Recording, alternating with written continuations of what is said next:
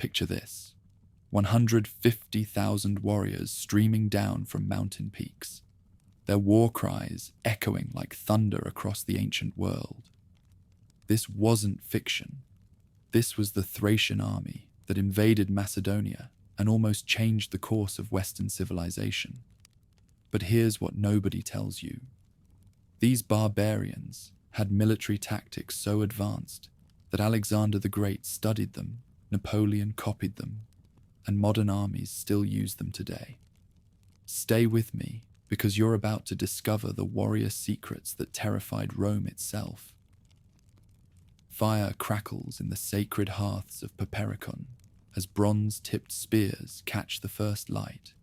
Ancient sacred rock carved with channels for blood sacrifice still gleams wet from night's rituals. Below in the valley, vapor rises from the Arda River like breath of sleeping gods, while above, Thracian warriors adjust their leather armor and test the weight of curved swords. Between the Danube's mighty flow and wine-dark waters of the Black Sea stretches a land that has bred the Thracian people, as harsh and beautiful as the mountains sheltering them. Southward, the Aegean laps against shores where Greek traders venture with trembling hands and careful words. Westward, Balkan peaks rise like spines of slumbering dragons, their forests thick with oak and beech, their hidden valleys rich with silver and gold. Here lies Thrace, the realm where rivers run swift and cold, where wolves sing to the moon from craggy heights, and where very stones seem to pulse with ancient power. In this territory, between civilized Greek cities of the south and endless grasslands of the north, a warrior people has taken root, their blood mingling fierce independence of the mountains with restless energy of the steppes. First Thracian settlers arrived when the world was young, and bronze reigned as king of metals. Within fertile valleys of the Maritsa and Tunja rivers, they cleared forests older than memory, their stone axes ringing against oak and elm, while smoke from their fires painted the sky. No wandering herders were these Thracians, but builders of permanence. Men and women who looked at rich earth and declared, "Here we make our stand." Every defensible hill crowned their settlements, timber and stone walls rising where land commanded distant views. From such heights, Thracian sentries could watch river crossings and mountain passes, their bronze horns ready to sound warning of approaching enemies. Placement of their towns spoke of people who understood that strength came not from walls alone, but from choosing where to build them.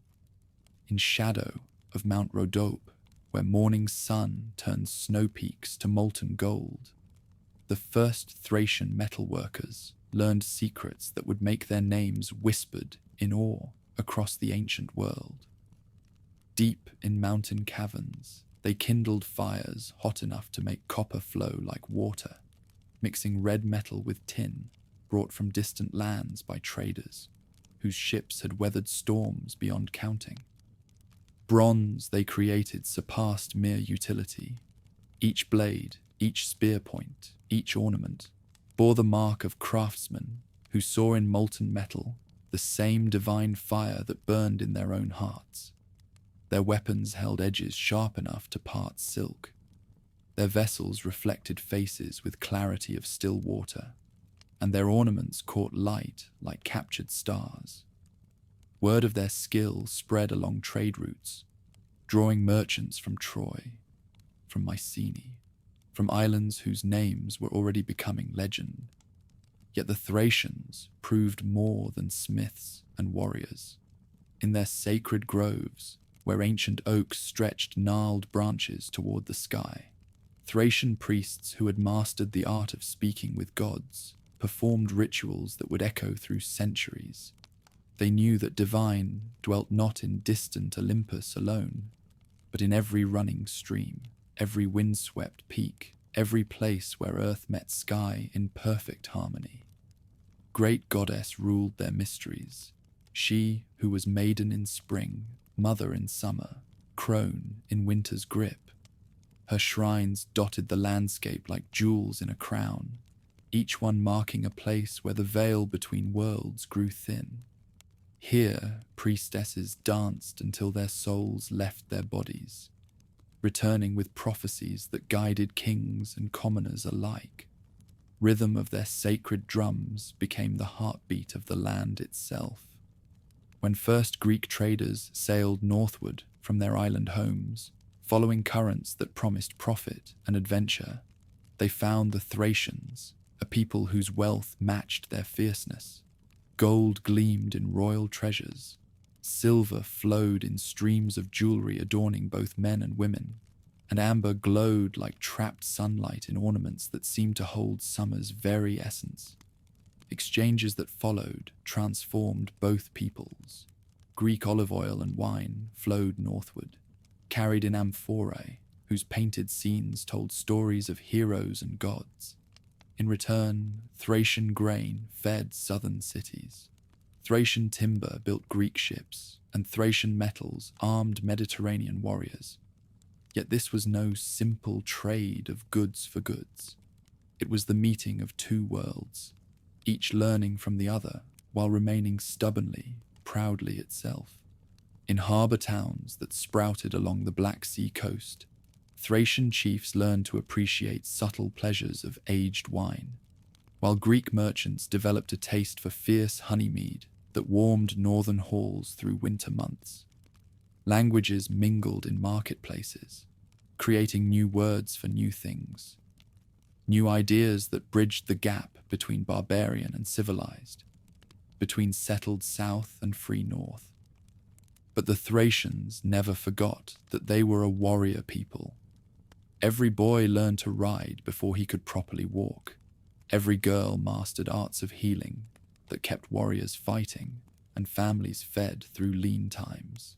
Thracian cavalry became terror of the ancient world, horsemen who seemed born in the saddle, whose mounts obeyed not just rein and heel, but the very thoughts of their riders. Curved swords they carried, forged in sacred fires of earthly forges, could cleave shields and armor as easily as wheat before the sickle. Their small round shields, reinforced with bronze bosses that gleamed like suns, turned aside spear thrusts while leaving bearers free to strike with deadly precision. Most fearsome of all was their battle cry, a howl that seemed to come not from human throats but from wolves of high mountains, a sound that chilled enemy blood and filled friends with supernatural courage. Aristocracy that ruled these warriors lived in halls rivaling the palaces of southern kings. Massive timber beams supported roofs thatched with reeds from river marshes, while walls bore hangings woven with patterns that told stories of heroes and gods. Here, beneath smoke-darkened rafters where shields of ancestors hung like fallen moons, chieftains held court with magnificence that impressed even sophisticated visitors from civilized lands. Their feasts became legendary, tables groaning under weight of roasted meat and fresh bread, while silver cups brimmed with wine that had traveled from distant vineyards or mead distilled from honey of mountain bees. Bards sang of ancient glories, while their listeners' eyes grew bright with drink and dreams of their own deeds worthy of song. Bonds forged in these halls over shared cups and sworn oaths created networks of alliance that could summon armies from across the length and breadth of the realm. Women of these noble houses wielded power that southern lands could barely comprehend. They owned land in their own right, commanded servants and slaves, and spoke in councils where their words carried the same weight as those of men. Many became priestesses of great goddess, their authority extending into realms where even kings trod carefully. Others mastered arts of war, riding to battle beside brothers and husbands, their prowess with bow and blade earning respect from the fiercest warriors. Trade routes that had once carried only essentials now bore luxury goods that spoke of growing wealth and sophistication.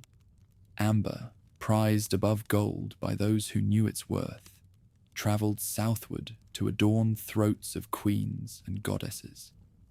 Honey that mountain bees gathered from highland flowers found its way to tables where kings and nobles savoured its sweetness.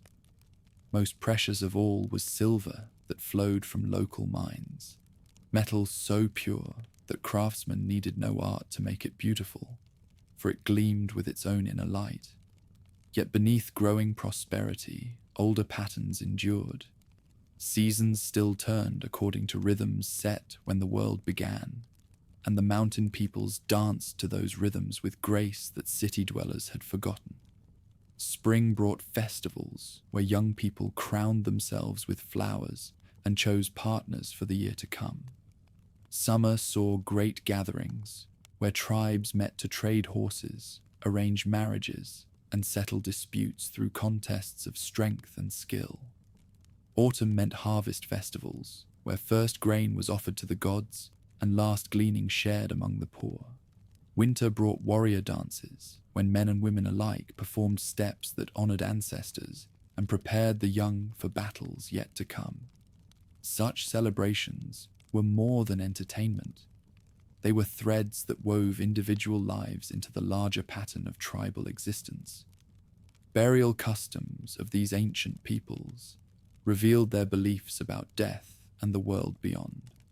Great mounds rose across the landscape, each one marking the resting place of a chieftain whose deeds had earned him remembrance. Within these earthen pyramids, the dead lay surrounded by treasures of their lives, weapons that had tasted enemy blood, cups that had held wine at victory feasts, ornaments that had caught admiring eyes at royal courts. But tombs held more than mere possessions. Horses were sacrificed to carry their masters through shadowy realm of death, their faithful service continuing beyond the grave. Servants chosen for their loyalty followed their lords into darkness, ensuring that great ones would lack for nothing in their eternal halls. Such practices, which horrified more civilized peoples, reflected a worldview in which death was not an ending, but a transformation. Not a defeat, but a journey to new adventures. As centuries passed and Bronze Age gave way to an era where iron became master of metals, the northern tribes adapted without losing their essential character. Their smiths learned to work the harder metal, creating weapons that held keener edges and lasted longer in battle. Their traders expanded their networks, bringing new goods and new ideas from lands whose names had never before been spoken in their halls. Influence of the growing Hellenic world could be seen in many aspects of life, yet it never overwhelmed native traditions. Painted pottery appeared in homes, but alongside vessels made in patterns that had pleased local eyes for generations. Southern myths began to mingle with northern legends, creating new stories that reflected experiences of both peoples while remaining true to the spirit of neither. Even gods themselves seemed to approve of this blending. Dionysus, whom southern peoples claimed as their own, had always been welcome in lands where wine and ecstasy were old friends. That great god who died and was reborn, with each turning year, found eager worshippers among a people who had always known that death and life danced together in an eternal spiral. Orpheus, the divine musician whose song could charm stones and tame wild beasts, was claimed by both Hellenes and Northerners as their own. His music spoke to something universal, the power of art to transform the world, to make the impossible seem merely difficult, to bridge the gap between mortal and divine. In these mountain lands, where every stream had its song and every wind its voice, Orpheus was not an anomaly, but the natural expression of a world where music and magic were one. Warriors who emerged from this rich cultural mixture were unlike any others in the ancient world. They combined tactical sophistication learned from southern military science with individual prowess that came from a lifetime in the saddle. Their cavalry charges became the stuff of nightmares for enemy infantry, while their skill with the javelin made them deadly at distances where heavier armed opponents could not reply. More than weapons and tactics, however, these horsemen possessed something that could not be taught or learned: the absolute conviction that they were fighting for something worth dying for.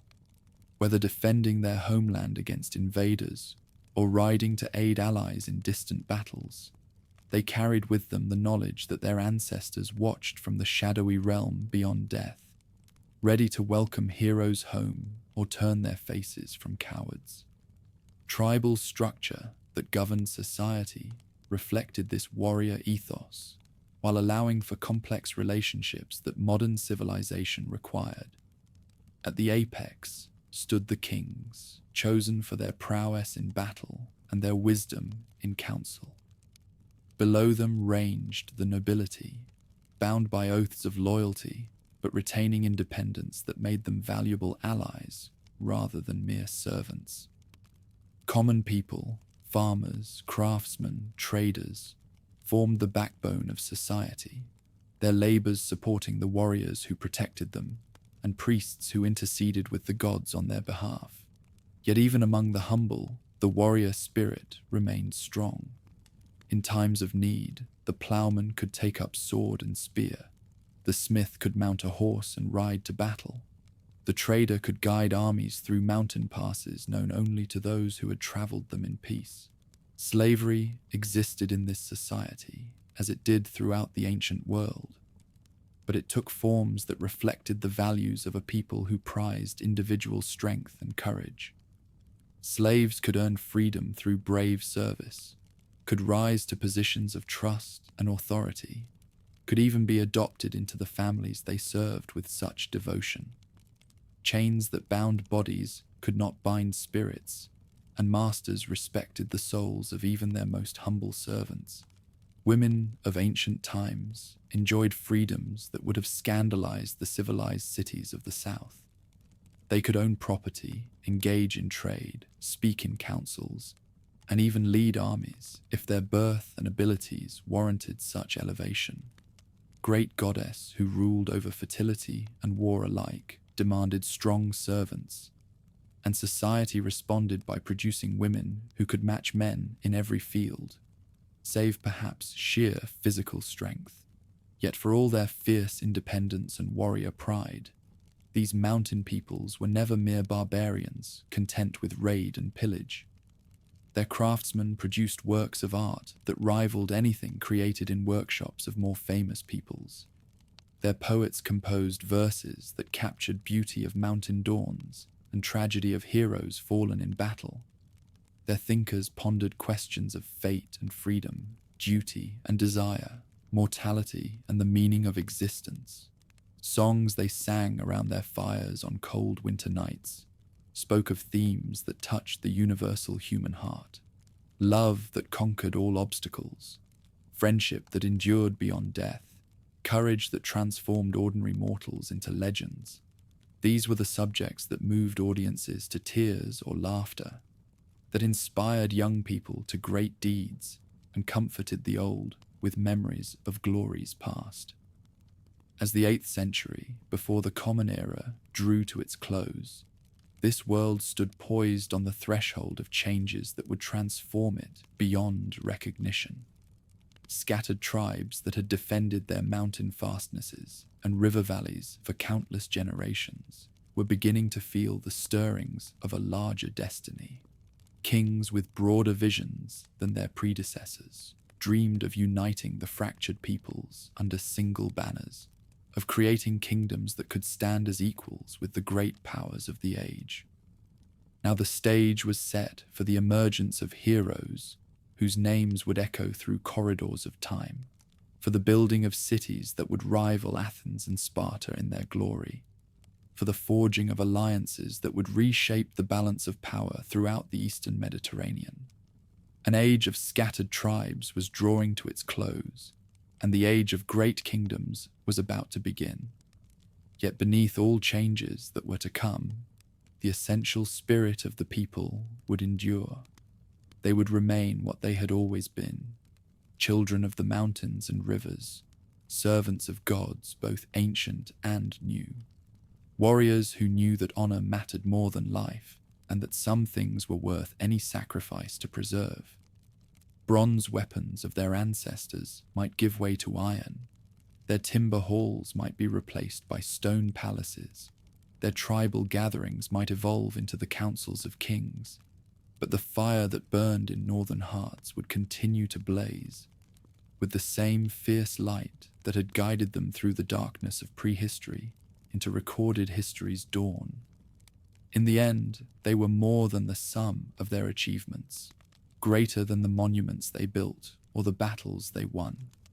They were a people who understood that true immortality came not from avoiding death, but from living so fully, so bravely, so completely, that death itself became merely another adventure in the endless journey of the soul. Sun sets behind the western mountains, painting the sky in shades of gold and crimson that remind all who see them why these warriors chose this land for their own. Tomorrow will bring new challenges, new opportunities, new chapters in the story that has no ending. But tonight, around fires that warm their halls and camps, the people of rivers and mountains tell the old stories one more time, keeping alive the memories that make them who they are. Salt spray mingles with wood smoke as Hellenic colonists beach their black ships on the shores of Apollonia, their eyes scanning the rugged coastline for signs of the fierce tribes they have heard whispered about in distant taverns. Behind them, the wine-dark sea stretches toward familiar islands and safe harbors. Before them lies Thrace, a land of opportunity and danger in equal measure, where fortunes can be made and lives lost with equal swiftness. From forested hills overlooking this historic landing, Thracian warriors observe the newcomers with calculating eyes. These are not raiders come to burn and pillage, but settlers carrying amphorae of olive oil, bundles of finished goods, and the tools of permanent habitation. Horsemen exchange glances that need no words. Here is something new under the sun, something that will change their world, whether they welcome it or resist it. Apollonia rises from coastal plains like a dream given substance, its white stone walls gleaming against the dark backdrop of inland forests. Within a generation, the colony becomes a beacon, drawing merchants from across the Mediterranean, its harbour filled with ships bearing emblems of a dozen city-states. But colonists quickly learn that survival depends not on wall strength alone, but on the goodwill of their northern neighbours. First tentative meetings between colonist and tribesmen unfold with careful formality of dancers learning new steps. In market squares of Apollonia, chiefs arrive with pack trains that strain under loads of grain, golden as summer sunlight, timber straight and tall as temple columns, and silver that gleams with the cold fire of mountain streams. Settlers offer in return the liquid gold of pressed olives, wine aged in clay jars older than memory, and pottery painted with scenes that tell stories of distant gods. Abdera, that jewel of the northern coast, emerges from similar beginnings but follows its own destiny. Here, colonists chose their site with an eye not just for trade but for defense, positioning their settlement where land and sea provide natural barriers against hostile approach. Wisdom of this choice becomes clear when war bands test the newcomers' resolve, their cavalry sweeping down from hills like storm winds given form.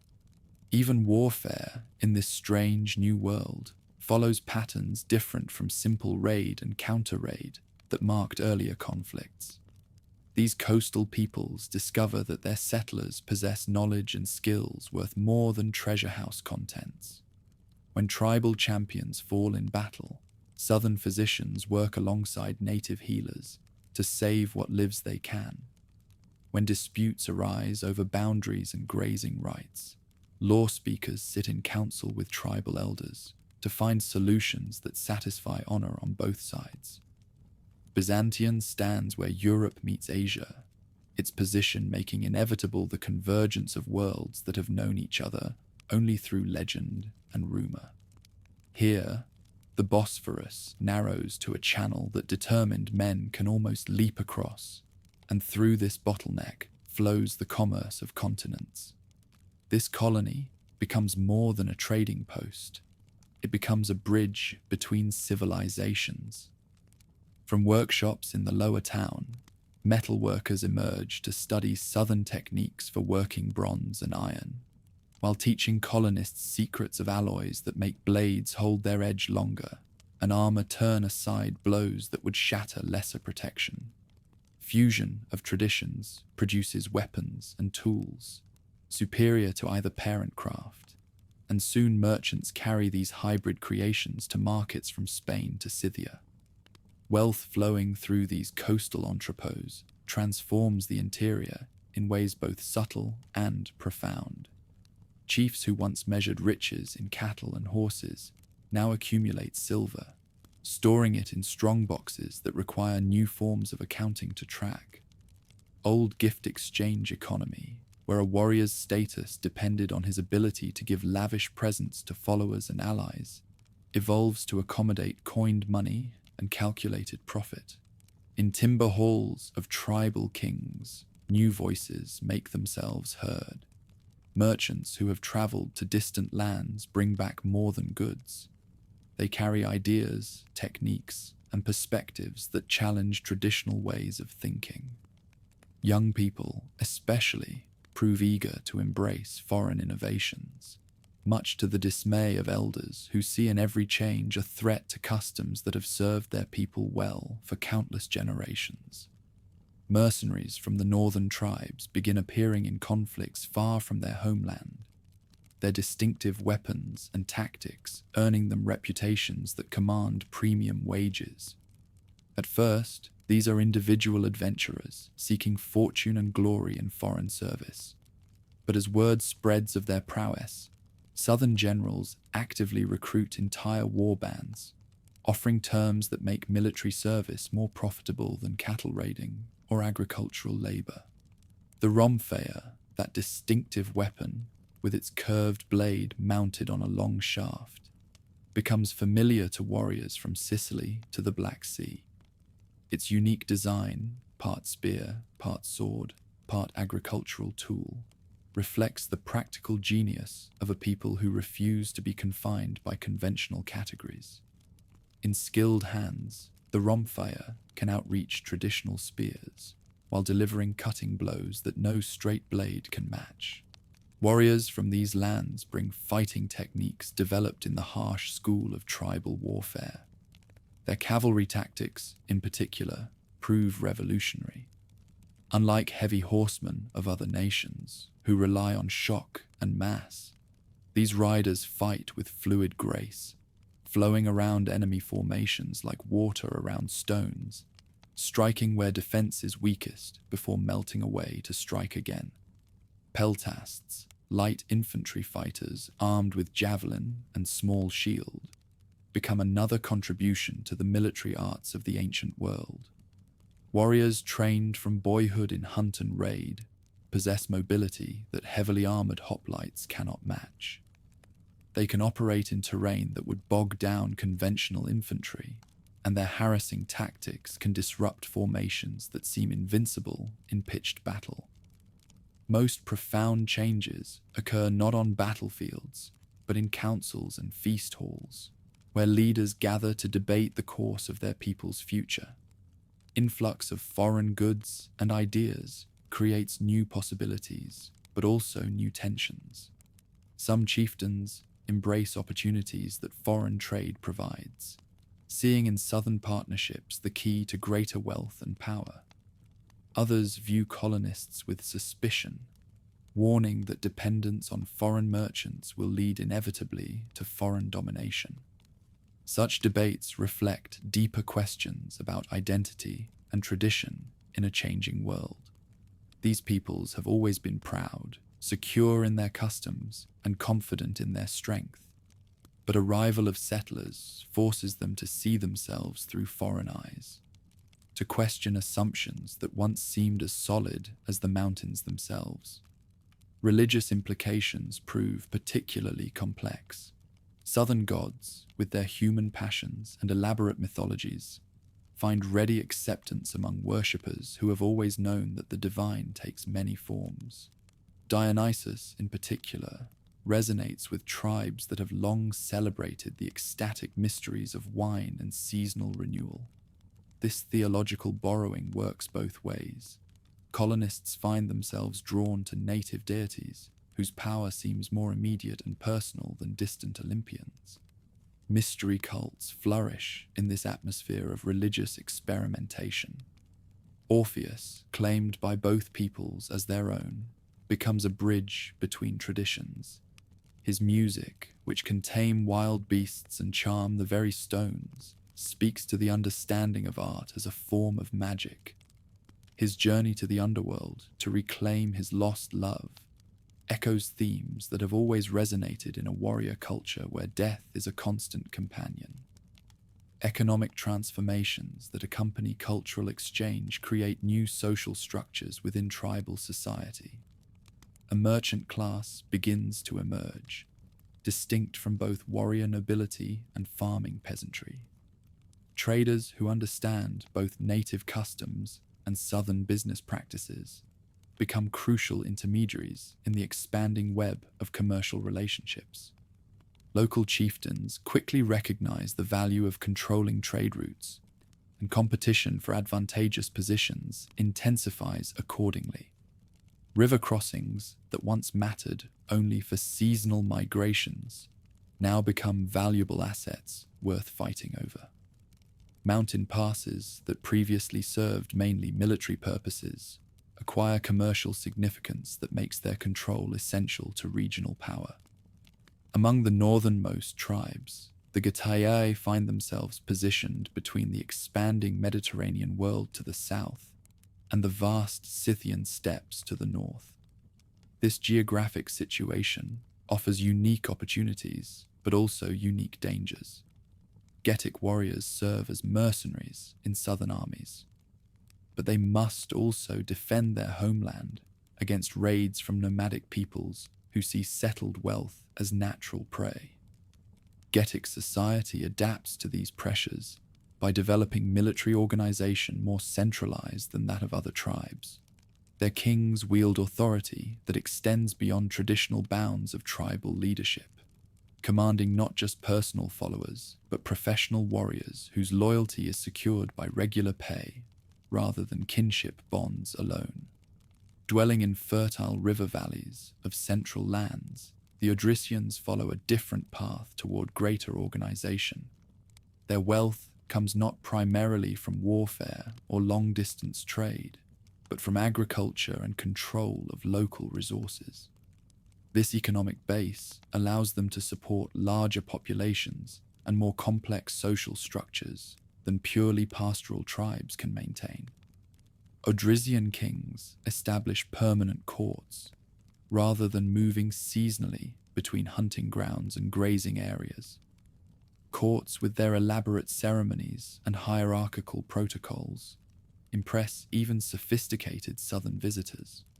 Royal halls, constructed of stone and timber, on a scale that rivals the palaces of Mediterranean monarchs, demonstrate architectural achievement that contradicts stereotypes about barbarian simplicity. Fierce mountain dwellers, called the Tribali, discover that their strategic position gives them influence far beyond their numbers. Their territory controls key passes through the Balkan range, and armies or trading expeditions that wish to move between the Danube Valley and the Aegean world must either pay tribute to the Tribali or fight their way through terrain that favors the defenders. Tribali warriors perfect the art of mountain warfare, using knowledge of local conditions to defeat enemies who possess superior numbers or equipment. Their raids into the lowlands become legendary for swiftness and audacity, striking like lightning before vanishing back into high strongholds where pursuit becomes a matter of walking into carefully prepared ambushes. Guardians of the sacred mountain where Dionysus holds court, the Bessi occupy a unique position in northern society that transcends mere political authority. As keepers of the god's mysteries and interpreters of his will, Bessi priests wield influence that reaches into every corner of the tribal world.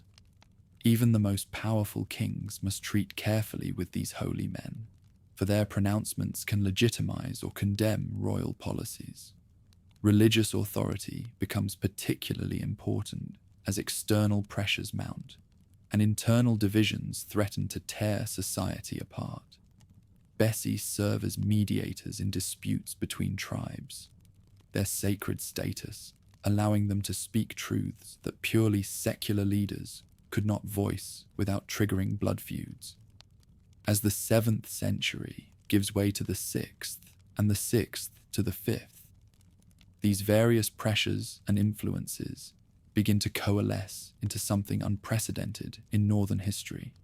Scattered tribes that have dominated these lands since time immemorial start to feel the pull of larger loyalties, greater purposes that transcend traditional boundaries. Wealth generated by Mediterranean trade provides resources necessary for ambitious projects that would have been impossible under the old economy. Kings can now afford to maintain professional armies, rather than relying solely on seasonal levies of farmer warriors. They can build fortifications on a scale that transforms entire regions, and they can support craftsmen and administrators needed to govern territories larger than single valleys or tribal grounds. Perhaps most importantly, intellectual ferment created by cultural exchange produces leaders with vision, broad enough to imagine new forms of political organization. Men who have traveled to southern cities and seen how diverse populations can be welded into unified states, who have studied foreign methods of administration and military organization, who understand that the future belongs to those capable of adapting and growing. Now the stage is being set for the emergence of the first great kingdom, a political entity that will unite the scattered tribes under a single banner and challenge the established powers of the ancient world.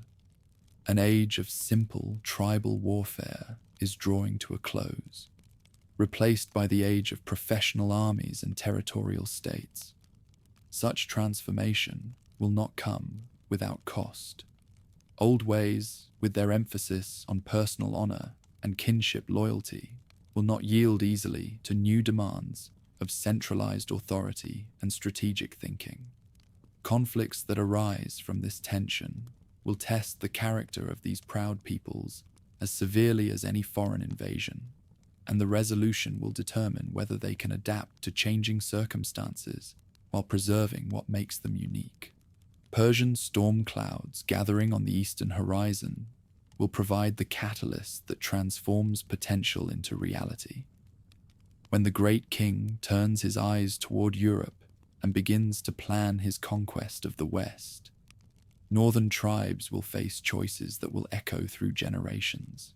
Some will submit to overwhelming force, others will resist to the death, but all will be forced to confront the reality that their world has grown too small for isolation and too complex for the simple solutions of the past.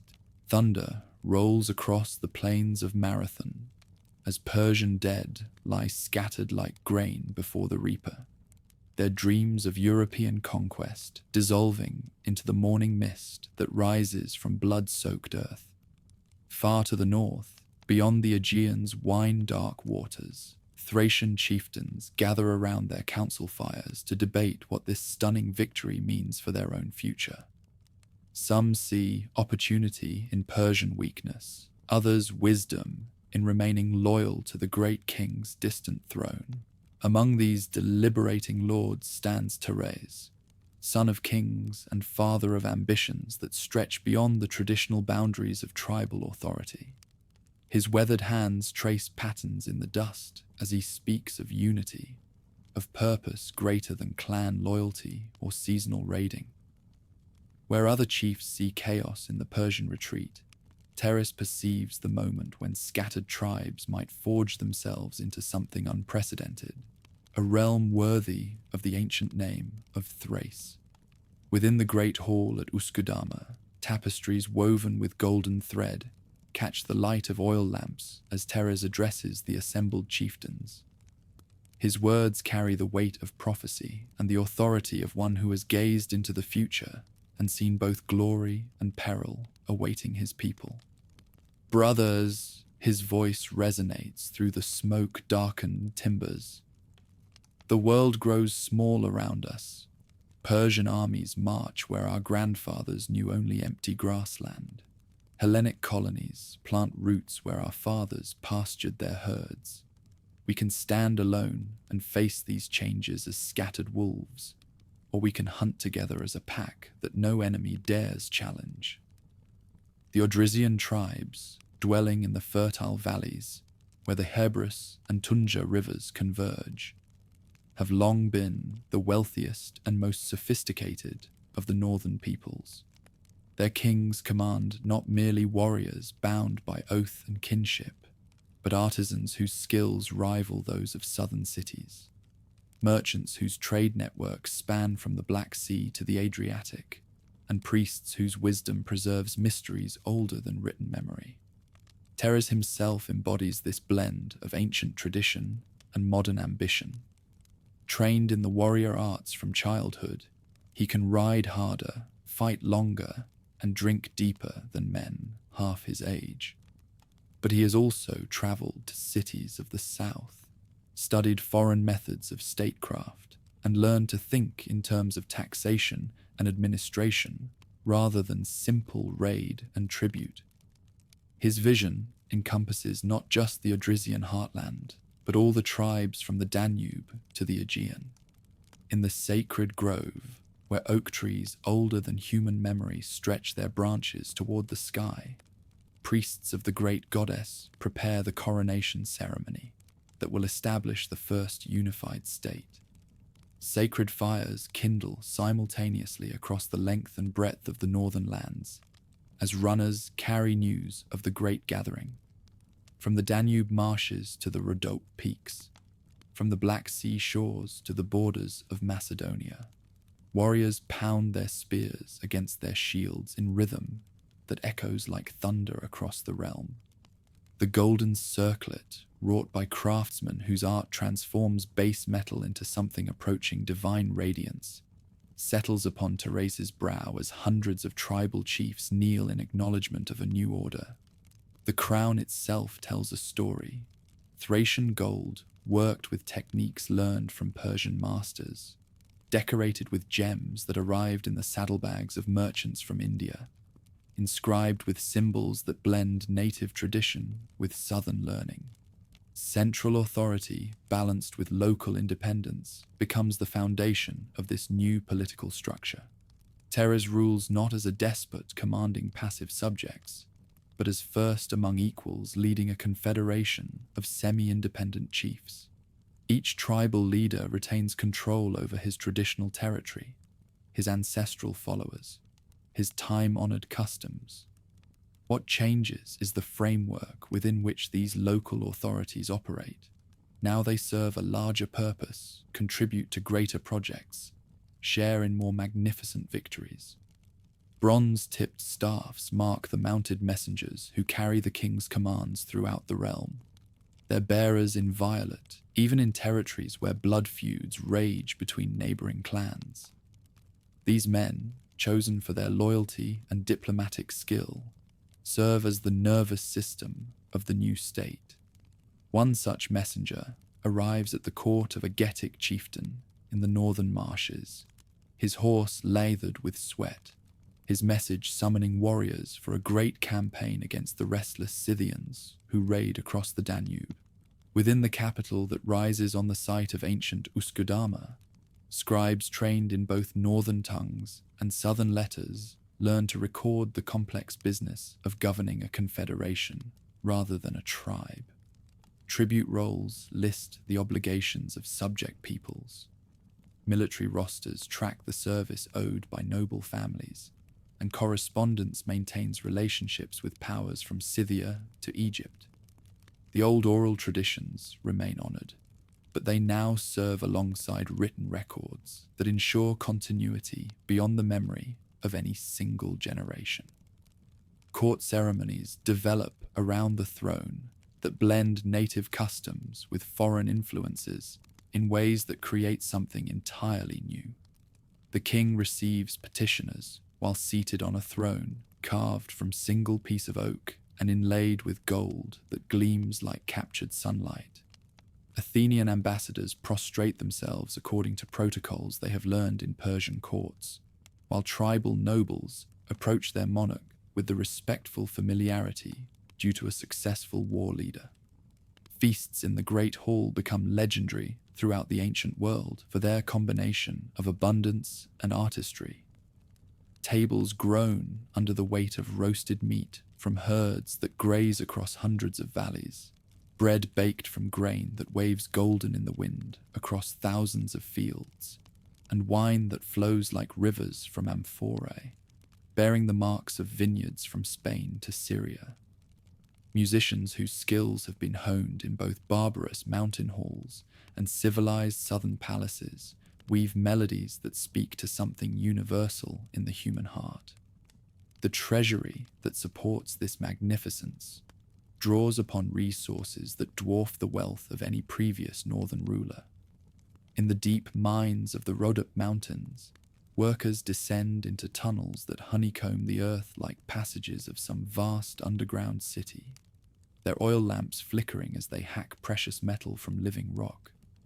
Silver streams in from sites scattered throughout the land, each one guarded by warriors whose loyalty has been purchased with regular pay rather than secured through kinship bonds alone. Most profitable of all are the customs duties collected from merchants who transport goods along the great trade routes.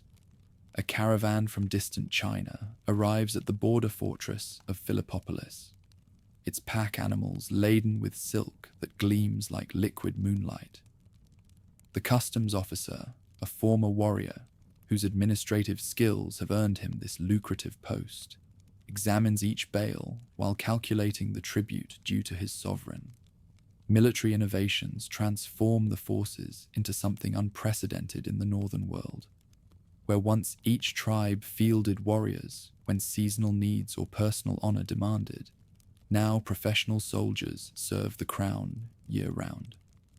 In the training grounds outside the capital, cavalry instructors drill recruits in the complex maneuvers that have made mounted forces the terror and admiration of neighboring peoples. Horses bred specifically for speed and endurance carry riders armored in scales of bronze that shimmer like serpent skin, armed with lances that outreach any infantry weapon. These horsemen practice charges with the impact of a landslide, withdrawals with the swiftness of wind across the steppes. Their tactics, refined through constant practice and tested in border skirmishes, represent the culmination of centuries of mounted warfare. Infantry formations that support these cavalry charges adopt innovations learned from southern military science, while retaining the individual prowess that marks northern warriors. Peltasts, armed with the traditional javelin and crescent shield, fight alongside hoplites equipped with long spears and bronze-faced shields, creating tactical flexibility that allows commanders to adapt to any battlefield situation. In workshops within the palace complex, armorers produce weapons and equipment that rivals the finest creations of southern smiths. The famous rhomphaia, that curved bladed polearm that can serve as spear, sword, or agricultural tool, receives improvements in balance and metallurgy that make it even more deadly in skilled hands. Shields reinforced with bronze bosses bearing the sovereign's insignia mark their bearers as members of the king's personal guard, warriors whose loyalty has been tested in battle and found worthy of ultimate trust. Marriage negotiations between Thrace and the daughter of a powerful Getic chieftain unfold with ceremonies that last for weeks and consume wealth that would ransom cities. The bride price includes 100 of the finest horses, their manes braided with silver thread, their saddles decorated with gold leaf that catches the light like captured stars.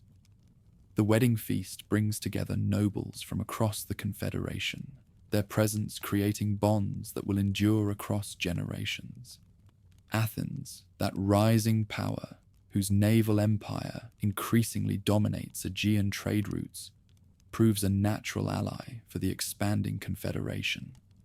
Athenian negotiators arrive at the court, bearing gifts that showcase the finest products of their workshops: painted pottery that tells stories of gods and heroes, silver cups wrought by masters of the metalworking arts, and scrolls containing the wisdom of their greatest philosophers. The Thracian king, accustomed to the direct speech of warrior councils, learns to appreciate the subtle art of civic oratory as Athenian ambassadors present their proposals. The alliance that emerges from these discussions demonstrates the pragmatic flexibility that marks successful diplomacy in a changing world. Southern naval power combined with northern cavalry creates a partnership that threatens enemies while protecting friends. Military cooperation between the two powers proves mutually beneficial when a joint expedition against Thassos demonstrates how mobility and heavy infantry complement each other perfectly.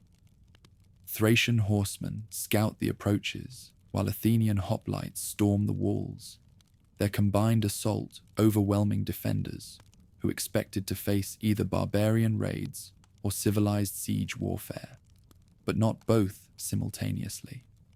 Stone-paved streets laid out in geometric patterns wind between buildings at Southopolis, the great city that rises during this golden age. Frescoes on palace walls tell stories of gods and heroes in styles that blend southern naturalism with northern symbolism, creating art that belongs wholly to neither tradition while representing the best of both. Public fountains fed by aqueducts provide fresh water to citizens, while creating gathering places where news and gossip circulate with the democracy of the marketplace. Great tumuli rise like artificial mountains above the burial grounds that surround the capital, their earthen bulk concealing stone-lined chambers where the dead rest surrounded by treasures that speak of lives lived at the intersection of warrior tradition and cosmopolitan sophistication. Within the tomb prepared for Thrace himself, golden vessels whose craftsmanship demonstrates the heights that metalworking achieved under his patronage await their eventual occupant. Rhytons shaped like animal heads with eyes of precious stones catch the light of oil lamps as craftsmen put the finishing touches on drinking cups decorated with scenes of mythological significance. Ceremonial weapons whose blades gleam with the cold fire of perfectly tempered steel reflect faces of artisans whose skills rival those of any workshop in the ancient world. The great goddess, who has always ruled northern mysteries, finds herself sharing sacred space with Olympian deities, whose anthropomorphic personalities appeal to audiences raised on heroic poetry. In the temple complex at Perperikon, priests conduct ceremonies that blend Orphic teachings with Dionysiac practices, attracting initiates from across the ancient world who seek wisdom in the marriage of different theological traditions. The cult of the divine horseman emerges as perhaps the most distinctively native development of this period. Votive reliefs carved by master sculptors show this mounted deity blessing warriors before battle, protecting travelers on dangerous roads, and guiding the souls of the dead to their eternal rest. Neither fully southern nor traditionally northern, this figure embodies the mounted warrior ideal that defines the age while incorporating concepts borrowed from various mystery traditions. Monopolies on certain luxury goods generate revenues that fund military campaigns and public works, while selective trade privileges reward loyal subjects and punish rebellious ones. Currency reforms introduce standardized weights and measures, facilitating commerce while strengthening authority through control of monetary policy. The silver coins that bear Thrace's image become familiar from the Danube to the Aegean, their acceptance serving as recognition of the Confederation's growing power. Agricultural improvements increase productivity in the fertile river valleys through application of techniques learned from southern experts and Persian irrigation specialists. New crops introduced from distant lands, varieties of wheat that resist drought, fruit trees that bear larger harvests, vegetables that grow in previously unsuitable soil, diversify the food supply while creating additional export opportunities. Border fortifications protect the Confederation's expanding frontiers through massive engineering projects that require coordinated effort from thousands of workers. At the fortress of Pistyros, stone walls rise from foundations cut directly into living rock, their height calculated to withstand any siege engine known to military science. The men who garrison these remote posts develop into professional soldiers whose skills are honed by constant skirmishing with hostile neighbors. An embassy to the court of Babylon demonstrates the Confederation's emergence as a major power worthy of respect from the greatest empires of the age. The ambassador, a former warrior whose diplomatic skills have earned him this prestigious assignment, bears gifts that showcase northern craftsmanship, silver vessels that gleam like captured starlight, weapons whose edges hold the sharpness of winter wind, and furs from beasts that roam the distant forests where few men dare to hunt. At Syracuse, another envoy presents credentials to tyrants who control the wealth of Sicily, his presence serving notice that the Northern Confederation commands resources and military strength worthy of consideration in the great game of Mediterranean politics. The gifts he bears, golden ornaments that catch the light like trapped sunshine, amber that glows with the warmth of summer days, and horses whose bloodlines trace back to the sacred herds of the steppes, create impressions that will influence diplomatic relations for generations to come.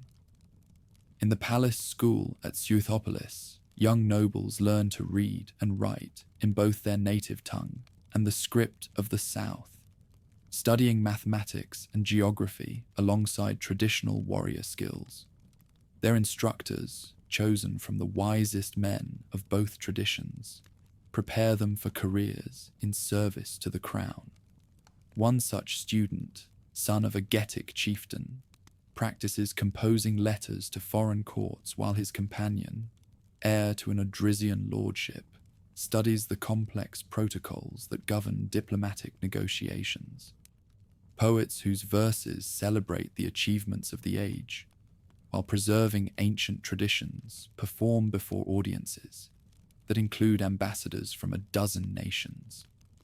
Their compositions blend native melodies with foreign harmonic structures, creating a musical tradition that speaks to listeners regardless of their cultural background.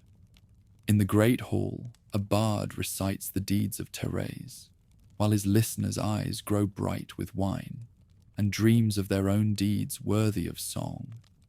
As the 5th century progresses and the great conflicts between Athens and Sparta cast shadows across the southern world, the Confederation finds itself positioned to play a crucial role in determining the balance of power throughout the eastern Mediterranean. The choices that northern rulers make in the coming decades will determine not only their own fate, but the destiny of all who dwell in the lands between the Danube and the Aegean. The foundation that Thrace laid through his vision and determination has created something unprecedented in the history of the northern peoples, a state capable of standing as an equal among the great powers of the ancient world. Whether his successors can maintain this achievement while adapting to new challenges remains to be seen. But the Confederation has already transformed the political landscape of southeastern Europe in ways that will echo through the centuries to come. Sitalces surveys his massive army from atop a ridge overlooking the valley where the Axios River winds toward the sea, its waters reflecting the bronze of 150,000 spears. Below him stretches the greatest host ever assembled in the northern lands, Odrysian cavalry with their curved swords gleaming, Getic infantry bearing shields painted with clan totems, Tribali mountain fighters whose romphaeas tower above the forest of weapons like deadly trees. The king's weathered face shows no emotion as he contemplates the invasion of Macedonia that will shake the pillars of the southern world. Behind him rides his nephew, Suths, young and eager for the glory that comes from leading such a multitude into battle. The prince's armor bears the intricate metalwork that marks him as heir to the throne, each bronze scale polished until it gleams like captured starlight. His horse, bred from the sacred herds of the steppes, dances beneath him with barely restrained energy, sensing the excitement that runs through the massive army like wildfire through dry grass. A messenger arrives with dust-caked clothes and a foam-flecked horse, bearing news from the southern conflicts that have torn the Hellenic world apart. Athens and Sparta struggle for supremacy in a war that has already consumed a generation, their battles spreading like plague across islands and mainland alike. The message contains an urgent plea from Athenian ambassadors, gold and promises in exchange for northern intervention against the Spartan alliance. The decision to march south reflects calculations that extend far beyond simple mercenary service. Sitalces has watched the southern powers exhaust themselves in fratricidal warfare, their armies bleeding away their strength while their treasuries empty to fund ever more desperate campaigns. Here lies opportunity for a northern ruler bold enough to seize it, the chance to establish his confederation as the dominant power in the eastern Mediterranean. Preparations for the great expedition transform the landscape of Thrace as tribes converge from every corner of the realm. Smoke rises from 1,000 cooking fires as warriors feast on cattle and sheep driven in from distant pastures. Armorers work through the night to repair weapons and equipment, their hammers ringing against anvils in rhythm that sounds like distant thunder. Priests conduct sacrifices to ensure divine favor, their chants rising with the smoke of burning offerings toward gods both ancient and newly adopted. The march begins at autumn's height, when the leaves turn gold and red like the shields and cloaks of the advancing host. Through mountain passes, where the road barely accommodates a single wagon, the great army wins like some enormous serpent, its bronze scales flashing in the highland sun. Scouts range far ahead, their horses climbing paths that goats would find challenging, their eyes searching for signs of enemy preparation or favorable ground for battle. In the vanguard ride the elite cavalry of the Odrysian house guard, their horses chosen from bloodlines that trace back to the sacred herds blessed by Poseidon himself. Each warrior carries weapons that represent the finest craftsmanship of the age, swords whose steel holds an edge sharp enough to part silk, spears balanced so perfectly that they seem extensions of their bearers' arms, shields whose bronze faces bear reliefs that tell stories of ancient victories. Behind the cavalry march, the peltasts, those light infantry whose tactics have revolutionized warfare throughout the Mediterranean world, armed with javelins whose points have been blessed by priests of Ares, protected by shields of leather and bronze that turn aside arrows, while remaining light enough for swift movement. These warriors represent the perfect fusion of individual skill and tactical innovation. The heavy infantry follows in formations that speak of discipline learned through years of professional service. Their long spears create forests of bronze-tipped ash. Their shields overlap like scales on some great beast. Their steps keep time to drums, whose rhythm has guided northern warriors into battle since the world was young. Many bear scars from previous campaigns, their faces marked by the harsh schooling of tribal warfare. Supply trains stretch for miles behind the fighting men, their wagons creaking under the weight of provisions that must sustain this multitude through a campaign that may last until the spring flowers bloom. Drivers crack their whips over teams of oxen whose strength has been tested on mountain roads where a single misstep means death in the gorges below. Guards march alongside the vulnerable baggage, their watchful eyes scanning the surrounding terrain for signs of bandits or enemy raiders. The invasion of Macedonia unfolds with the methodical precision of a landslide. Border fortresses that might withstand conventional armies crumble before the sheer weight of numbers that Sitalces brings to bear. Defenders who have prepared for raids by a few thousand warriors find themselves facing a host larger than some entire populations, their carefully planned defenses overwhelmed by forces they never imagined possible. At the fortress of Idomen, the garrison commander watches in horror as the northern tide flows around his walls like water around a stone. His 70 warriors, veterans all, clutch their weapons with hands gone white from fear as they contemplate facing odds that defy rational calculation. The walls that seemed impregnable yesterday appear fragile as eggshells when measured against the bronze tide that approaches with inexorable certainty. The siege, when it comes, lasts barely a day.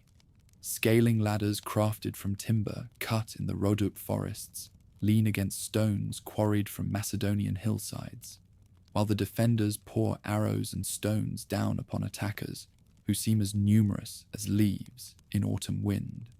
But for every northerner who falls, 10 more take his place, their war cries echoing off the mountains until the very rocks seem to answer with their own savage voices.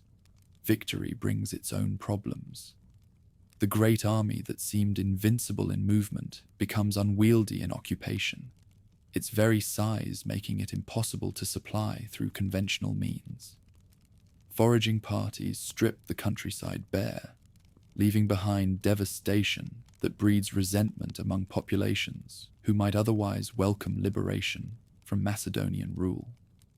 What begins as a campaign of conquest threatens to become an exercise in systematic devastation. King Perdiccas of Macedonia, his face pale with the knowledge of his realm's peril, receives the northern king in his palace at Pella, with ceremonies that mask desperation beneath diplomatic protocol. The Macedonian throne room, with its painted columns and mosaic floors, provides a stark contrast to the timber halls where Sitalces learned kingship. Here, civilization confronts barbarism in the persons of 2 rulers who understand that their meeting will determine the future of southeastern Europe. Negotiations between the monarchs reveal the complexity of alliances in a world where today's enemy may become tomorrow's friend. Perdiccas offers tribute that would beggar most treasuries: gold enough to plate a temple, silver sufficient to arm a nation, and hostages from his own family to guarantee his word. But Sitalces, his eyes fixed on grander prizes, demands submission that would reduce Macedonia to a northern dependency. The diplomatic dance that follows tests both rulers' abilities to balance strength with wisdom.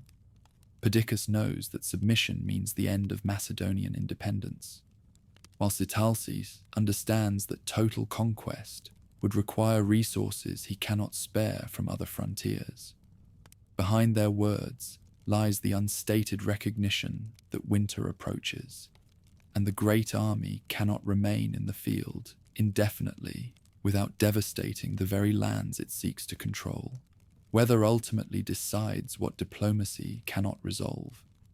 early snows begin falling while the armies still maneuver for advantage, and the northern warriors who seemed invincible in autumn begin to suffer from cold that penetrates even their thick cloaks and leather armor.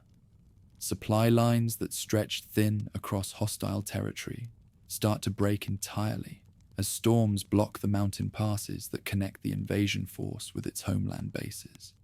The withdrawal, when it comes, proceeds with dignity that preserves northern honor while acknowledging practical realities. Sitalces leads his host back through the passes they had descended in such confidence, their baggage trains now laden with Macedonian tribute rather than the plunder they had expected to gather. The campaign has demonstrated northern power while falling short of total victory, establishing a pattern that will characterize relations between the great powers for generations to come. Winter quarters in the Thracian heartland provide opportunity for reflection on lessons learned from the Macedonian expedition. The great army disperses to its tribal components, but the experience of serving together in a unified force has created bonds that transcend traditional clan loyalties. Veterans gather around their fires to tell stories of the campaign, their tales growing grander with each retelling until mere tactical movements become epic adventures worthy of heroic song. Spring brings new challenges as the Southern War intensifies, and both Athenian and Spartan gold seeks to purchase northern support. Envoys from both sides arrive at the court with offers that would tempt the greediest king. Not just treasure, but military alliance, trading privileges, and the prestige that comes from association with the greatest powers of the age.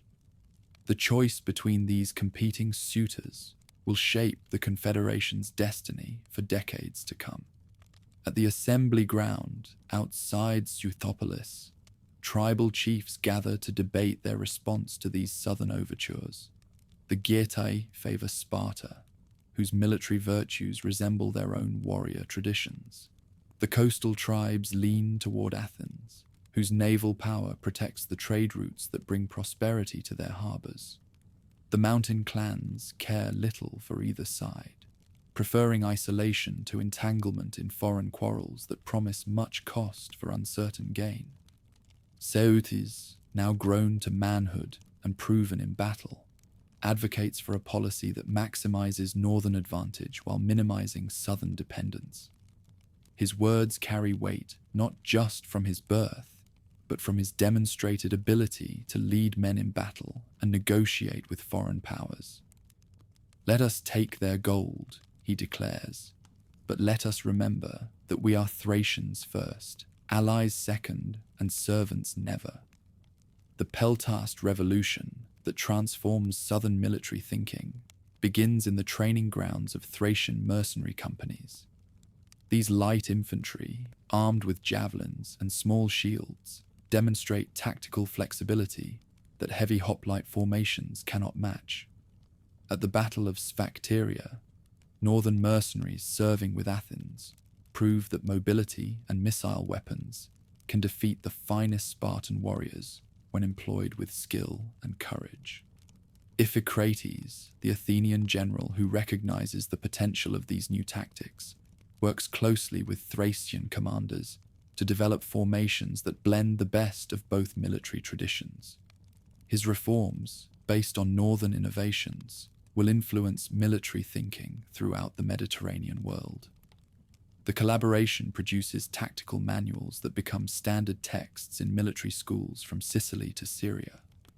But success in foreign wars cannot mask growing problems within the Confederation itself. The wealth that flows from mercenary service and tribute payments creates inequalities that strain the bonds holding the alliance together. Some tribal leaders grow rich from their connections to southern powers, while others see their traditional authority undermined by new forms of wealth and influence they cannot control. Northern tribes under Tribali leadership launch raids deep into the Balkans, striking targets that have grown prosperous but vulnerable through reliance on peaceful trade rather than warrior vigilance. These expeditions, nominally independent of Confederation policy, reflect the restless energy of peoples whose martial traditions resist the constraints of settled politics. Their success encourages similar enterprises among other mountain clans who see raiding as more honorable than farming or trading. Internal Odrysian disputes weaken the unity that Thrace had forged through force of personality and shared purpose. Succession struggles following the great king's death pit brother against brother, uncle against nephew, in conflicts that drain resources and divide loyalties. The confederation that had seemed unshakable under its founder's rule reveals itself to be as fragile as any alliance built on personal relationships rather than institutional foundations. Cotys I, ascending to power through a combination of military prowess and political cunning, attempts to restore the confederation's former strength while adapting to changed circumstances. His court at Suthopolis becomes a center of artistic and intellectual achievement that rivals Athens in its cultural sophistication. Philosophers from distant lands gather to debate questions of ethics and statecraft, while poets compose verses that celebrate the synthesis of civilization and barbarism in the crucible of the North. A great feast in honor of visiting Athenian ambassadors demonstrates both the wealth and the underlying tensions of the realm. The hall glows with the light of 100 oil lamps as servants bearing silver platters move between tables, where nobles from a dozen tribes share food and wine. Conversations flow in multiple languages as diplomats negotiate agreements that will determine the direction of future campaigns.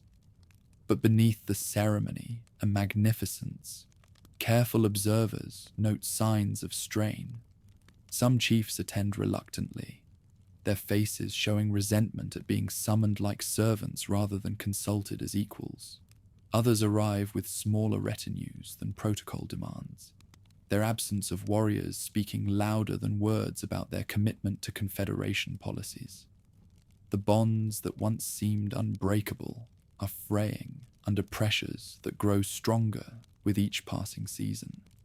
Border skirmishes with Illyrian tribes reveal another source of weakness in the Confederation's position. These western neighbors, emboldened by Thracian involvement in southern conflicts, probe the frontier defenses with increasing boldness. Their raids, initially mere cattle-stealing expeditions, escalate into attacks on major settlements as they discover that northern attention has focused elsewhere. The response to these provocations demonstrates both the continued effectiveness of tribal military organization and its limitations in dealing with multiple simultaneous threats. Thracian cavalry sweeps across the border in pursuit of raiders, their horses' hooves drumming against the earth like war drums calling warriors to battle. The punishment they inflict serves as warning to other potential enemies, but it also reveals how thinly stretched the Confederation's resources have become. Rising pressure from Macedonia under King Philip creates the greatest challenge yet faced by the Northern Confederation. This new Macedonian ruler, unlike his predecessors, combines personal courage with strategic vision that extends far beyond the traditional boundaries of his highland realm. His reforms of military organization and equipment create forces capable of challenging even the finest troops that the Confederation can field. The first clashes between Macedonian phalanxes and northern cavalry occur in disputed borderlands where neither side can claim clear authority. At the Battle of Methone, Thracian horsemen discover that their traditional tactics prove less effective against disciplined formations that have been trained specifically to counter mounted attacks. The sarissa, that enormously long spear carried by Macedonian infantry, creates hedges of bronze points that horses cannot penetrate. Philip's diplomatic overtures to individual tribal chiefs reveal his understanding of the Confederation's fundamental weakness. Rather than confronting the united strength of all the northern tribes, he seeks to divide them through selective bribes, threats, and promises. His agents appear in tribal councils bearing gold and whispered offers of alliance that would benefit particular clans at the expense of their neighbors. The corruption of traditional loyalties proceeds gradually but inexorably as Macedonian influence spreads through the northern political system. Chiefs who once measured their honor by their faithfulness to confederation agreements begin to calculate personal advantage in accepting Macedonian protection. The ancient bonds of kinship and oath that held the alliance together prove vulnerable to systematic pressure applied by enemies who understand their society's internal tensions. At a council meeting in the fortress of Philippopolis, now bearing the Macedonian king's name rather than its ancient title, northern leaders debate responses to mounting pressure from the south. The hall echoes with angry voices as traditional allies accuse each other of treachery, while moderates seek compromises that satisfy no one completely. The unity that once made the Confederation invincible has fractured into competing factions that serve Macedonian interests better than their own. Mountain fortresses that once provided secure bases for northern operations now find themselves isolated by the shifting political landscape. At Pisteros, the garrison commander watches Macedonian patrols probe his defenses, while wondering whether relief forces will come from allies who may have already changed sides.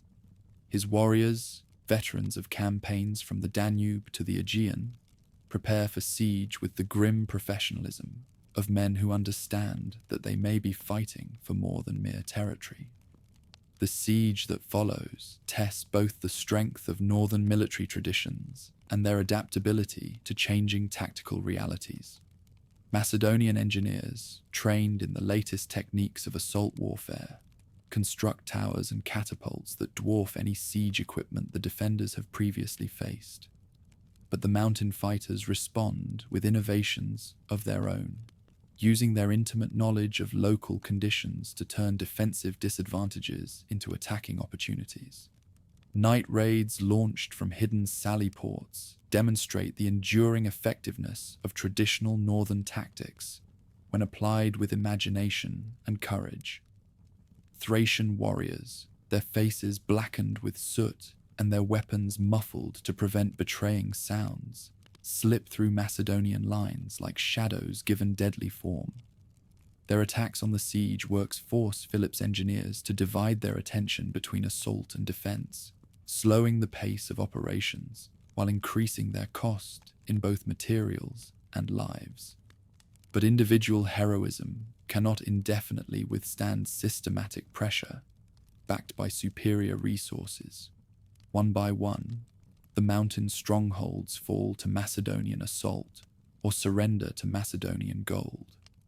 The confederation that had seemed unshakable under Thrace and formidable under Sitalces reveals itself to be as mortal as the men who led it, subject to the same forces of corruption and decay that have brought down mightier empires. Cotys, the last great king of the independent confederation, attempts to restore unity through a combination of internal reform and external alliance.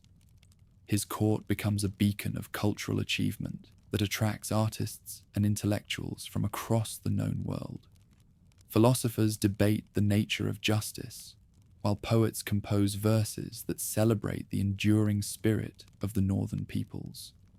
Musicians blend traditional melodies with influences drawn from Persian, Greek, and Scythian sources to create compositions that speak to universal themes. The tomb prepared for Cotys during his lifetime becomes a masterpiece of sepulchral art that rivals the greatest monuments of the age. Deep beneath a man-made mountain of earth and stone, chambers lined with marble and decorated with frescoes tell the story of a reign that attempted to bridge the gap between ancient tradition and modern necessity. Golden vessels that will accompany the king into the shadowy realm of death gleam with the artistry of craftsmen who understand that their work must speak to eternity. Military innovations that Cotys introduces demonstrate his recognition that traditional methods alone cannot meet the challenges of a changing world. The king establishes a standing army whose core consists of professional soldiers rather than seasonal levies, their training and equipment reflecting lessons learned from both victories and defeats. New fortifications designed according to the latest principles of military engineering replace older strongholds that have proven vulnerable to Macedonian siege techniques. Cavalry reforms that reorganize the traditional mounted forces create units capable of fighting either as heavy shock troops or as light skirmishers, depending on tactical requirements. The famous Thracian horses, bred in the meadows watered by mountain streams, receive new training that enables them to serve in formations that require precise coordination rather than individual prowess alone. Alliance negotiations with Persia represent Cotys's most ambitious diplomatic gambit. Envoys bearing gifts that showcase northern craftsmanship travel the long road to Persepolis, where the great king holds court in splendor that makes even wealthy monarchs seem like provincial chiefs. The alliance they seek promises northern military service in exchange for Persian gold and diplomatic support against the growing Macedonian threat. The Persian response reveals both the opportunities and limitations of alliance with distant powers. The great king's treasures can finance military campaigns beyond the dreams of any northern ruler, but his authority cannot protect allies who lie beyond the reach of his armies. The gold that flows northward from Persian coffers strengthens Cotys's position temporarily, while creating dependencies that may prove more dangerous than the problems they were meant to solve.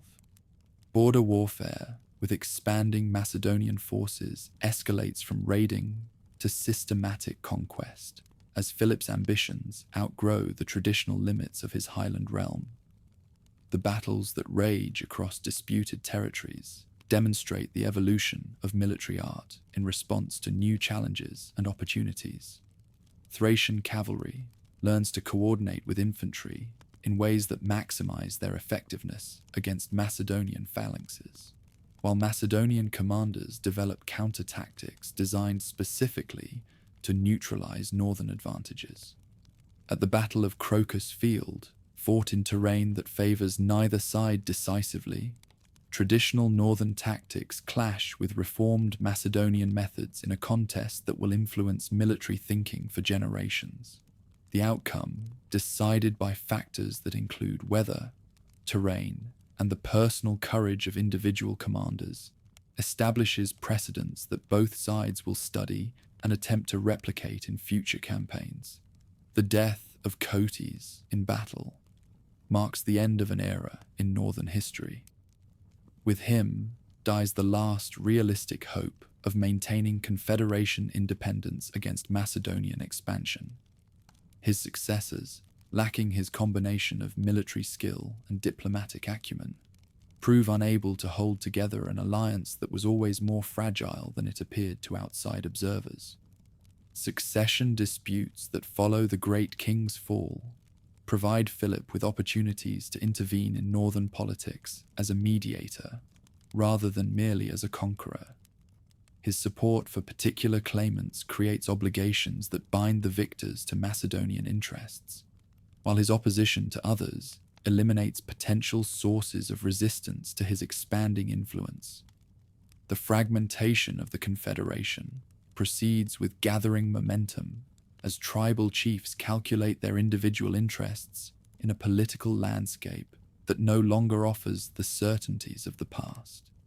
Some attempt to preserve independence through alliance with distant powers, Egypt, Persia, or the Scythian kingdoms beyond the Danube.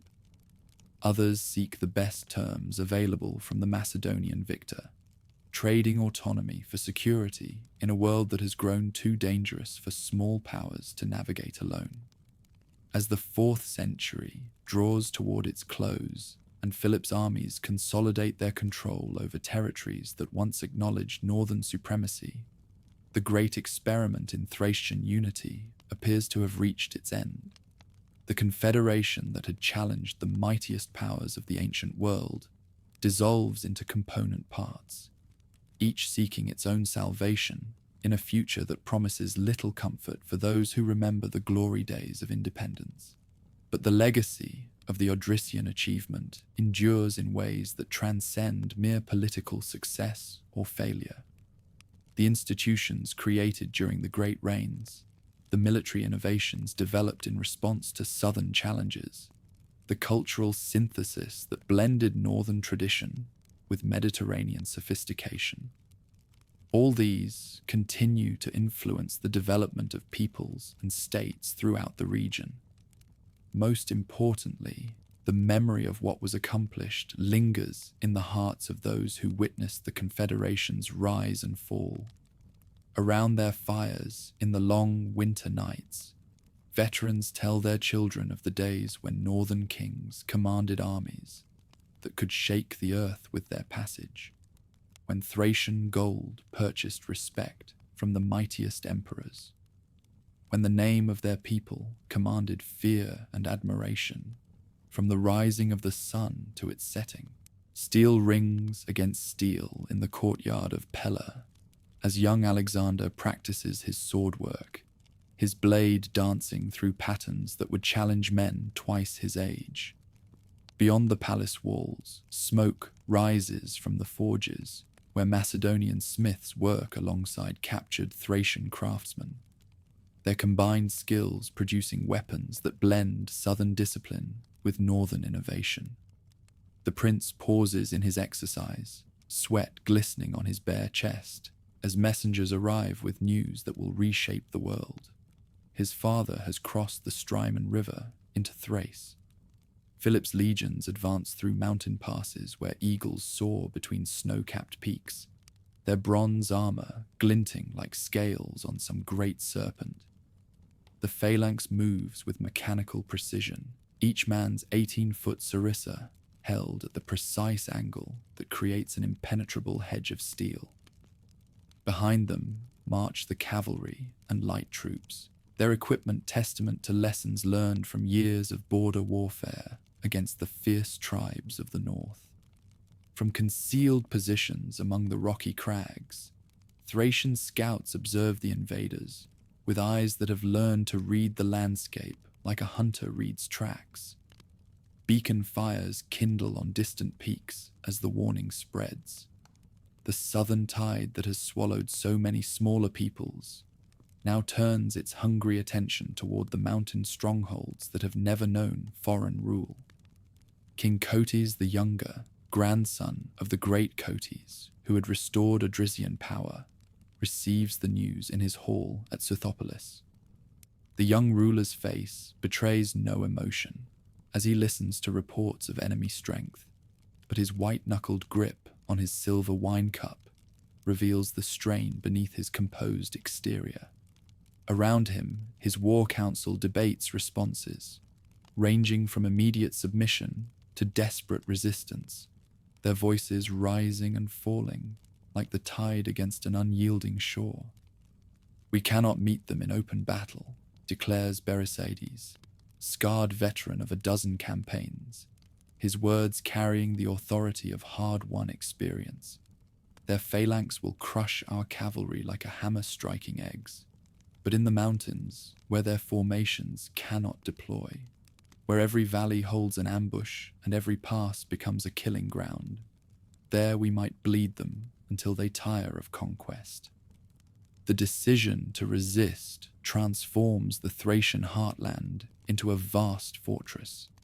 Every mountain path receives its garrison of warriors, whose knowledge of local terrain compensates for their disadvantage in numbers and equipment. Supplies stockpiled in hidden caves will sustain the defenders through sieges that may last until the snows melt, while signal fires prepared on every peak will carry news faster than any messenger. Preparations for the coming storm reveal both the strengths and weaknesses of a society built for warfare. Tribal warriors who have spent their lives raiding and feuding adapt quickly to the demands of coordinated defense. But the unity required for effective resistance proves harder to achieve than individual courage. Old rivalries between clans and regions reassert themselves under pressure, threatening to fracture resistance before it can properly begin. The Battle of the Haemus Mountains unfolds in terrain that gods might have designed for infantry warfare. Narrow defiles where numbers count for less than skill, rocky slopes that favor defenders, an uncertain footing that neutralizes the advantages of heavy equipment. Here, if anywhere, the traditional tactics that have served the mountain peoples for centuries might triumph over southern innovations. Merzanes, chief of the Tribali, leads the first assault down slopes so steep that his warriors seem to fall upon their enemies like an avalanche given human form. Their war cries echo off the rocky walls as they hurl their javelins with accuracy, born of lifetimes spent hunting among these very peaks.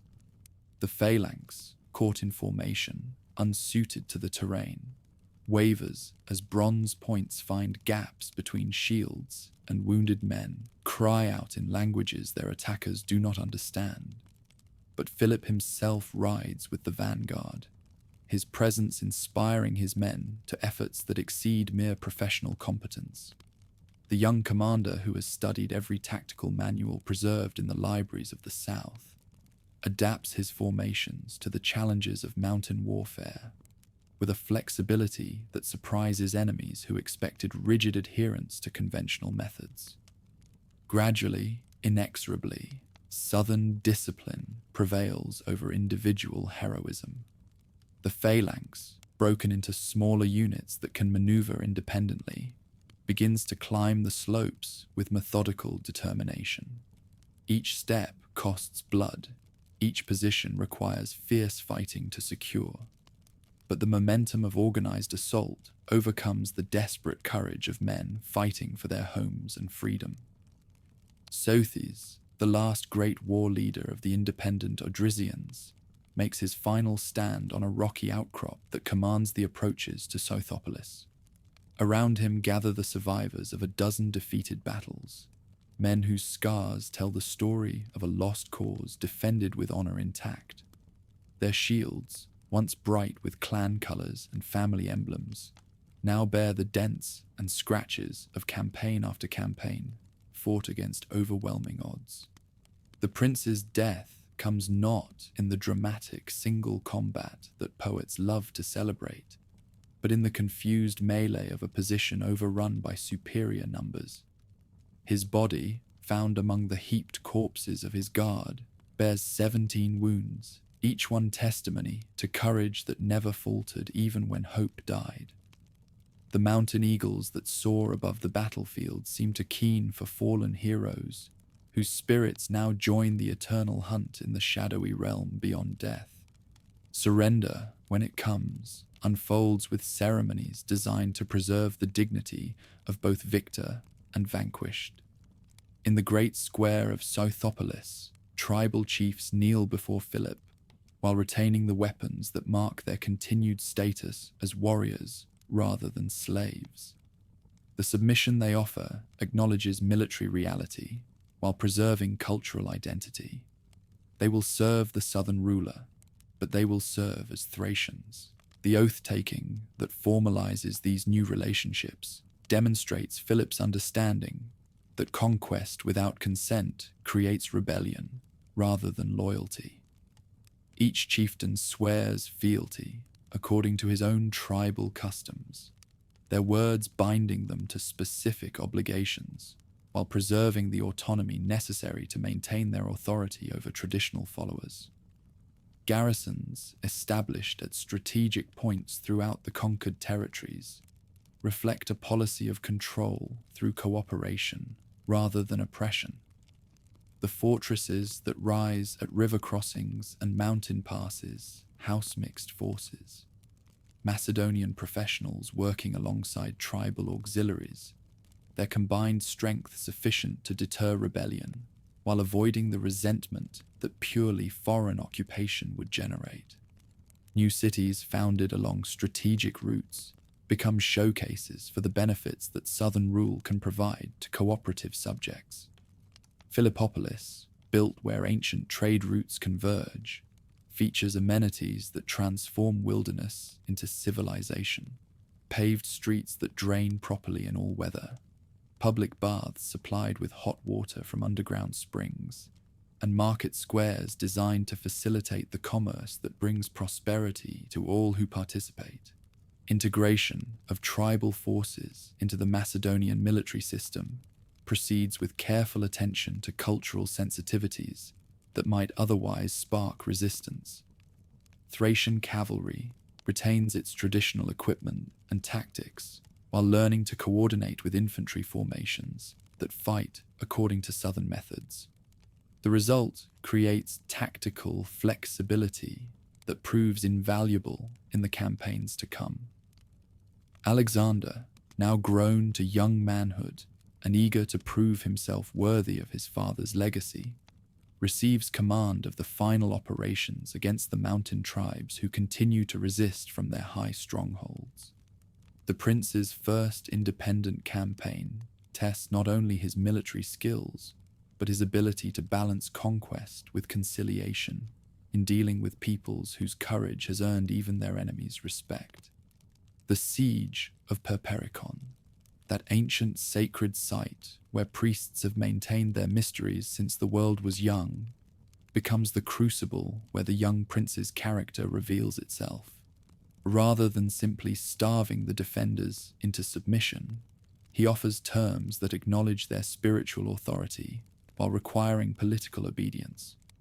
The compromise that emerges preserves religious traditions while establishing political control. Submission ceremonies at Pella bring together the surviving leaders of defeated tribes, with representatives of the power that has conquered their homelands.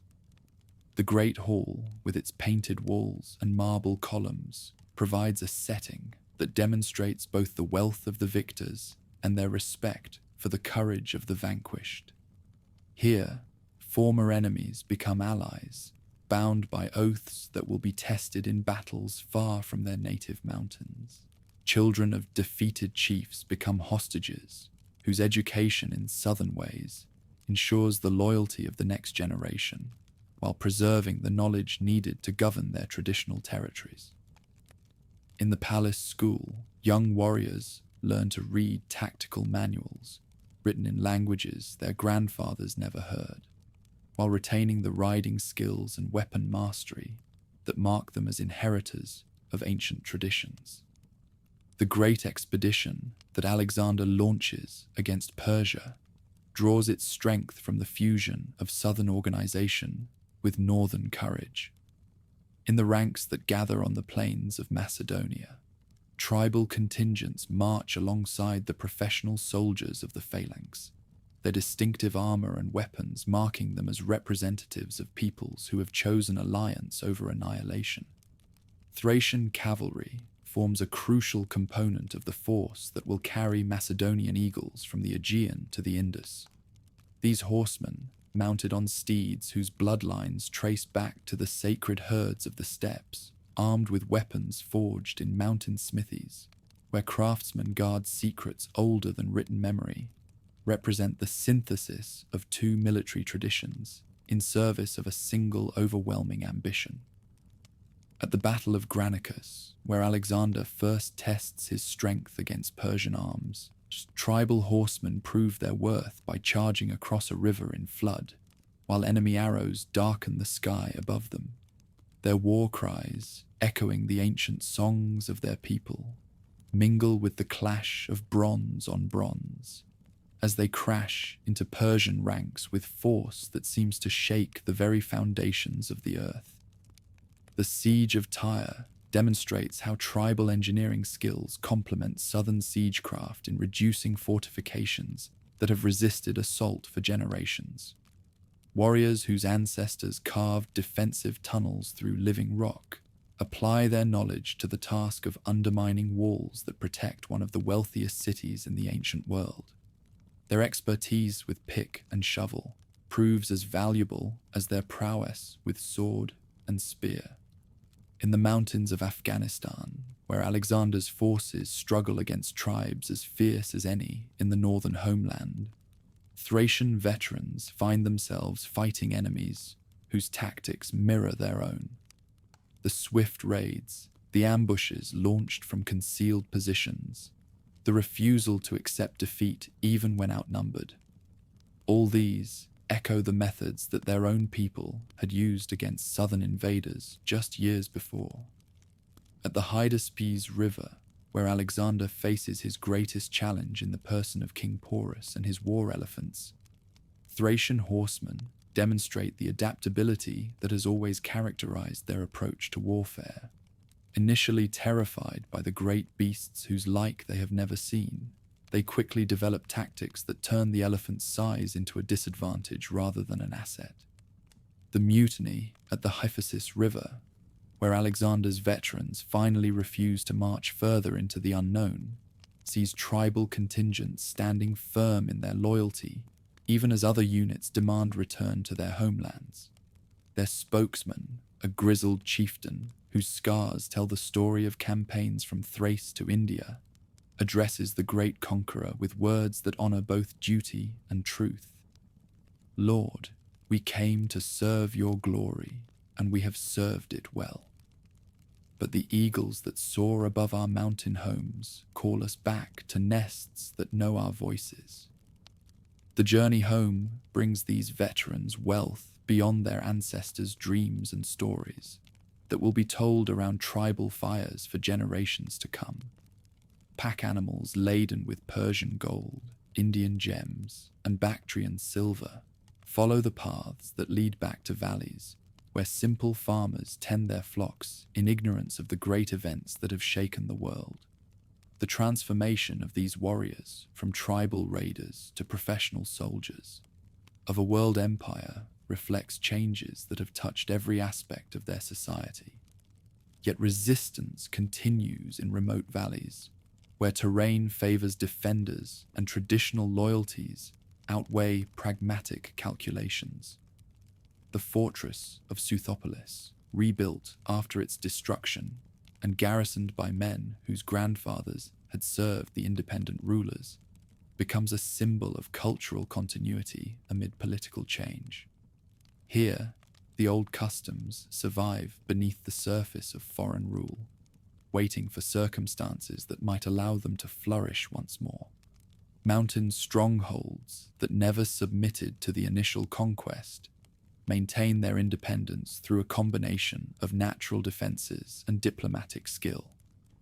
Their leaders, styling themselves heirs to ancient traditions, offer ritual submission that satisfies southern honor while preserving practical autonomy. The tribute they pay purchases the right to govern their territories according to customs that predate written history. The death of Alexander at Babylon sends shockwaves through the vast empire that his conquests had created, but nowhere are the tremors felt more strongly than in the lands where tribal loyalties compete with imperial obligations. Veterans who had followed the great conqueror to the ends of the earth return to find their homelands divided between competing successors, each claiming legitimacy while possessing only fragments of the power that once united the known world. In this new age of diminished expectations and reduced horizons, the tribal peoples face choices that will determine whether they can preserve their essential character while adapting to political realities beyond their control. The memories of independence, still fresh in the minds of those who had served the last native rulers, provide both inspiration for resistance and reminder of the costs that such resistance might exact. As the 4th century draws toward its close, and the successors of Alexander carve up his empire like hunters dividing the spoils of a great hunt, the people of the mountains and rivers prepare for whatever trials the future may bring. They have survived conquest, adapted to foreign rule, and sent their sons to fight in the armies of conquerors. Whether they can maintain their identity through the challenges that lie ahead remains to be seen. but their past achievements suggest that reports of their disappearance as a distinct people have been greatly exaggerated. Babylon's perfumed air grows thick with incense and the whispered ambitions of generals as Alexander breathes his last, the fever that no physician can cure finally claiming the conqueror whose armies had reshaped the world. In distant Thrace, veterans who had followed the young king to the ends of the earth received the news with emotions that wore between grief for a fallen leader and relief that their long exile might finally end.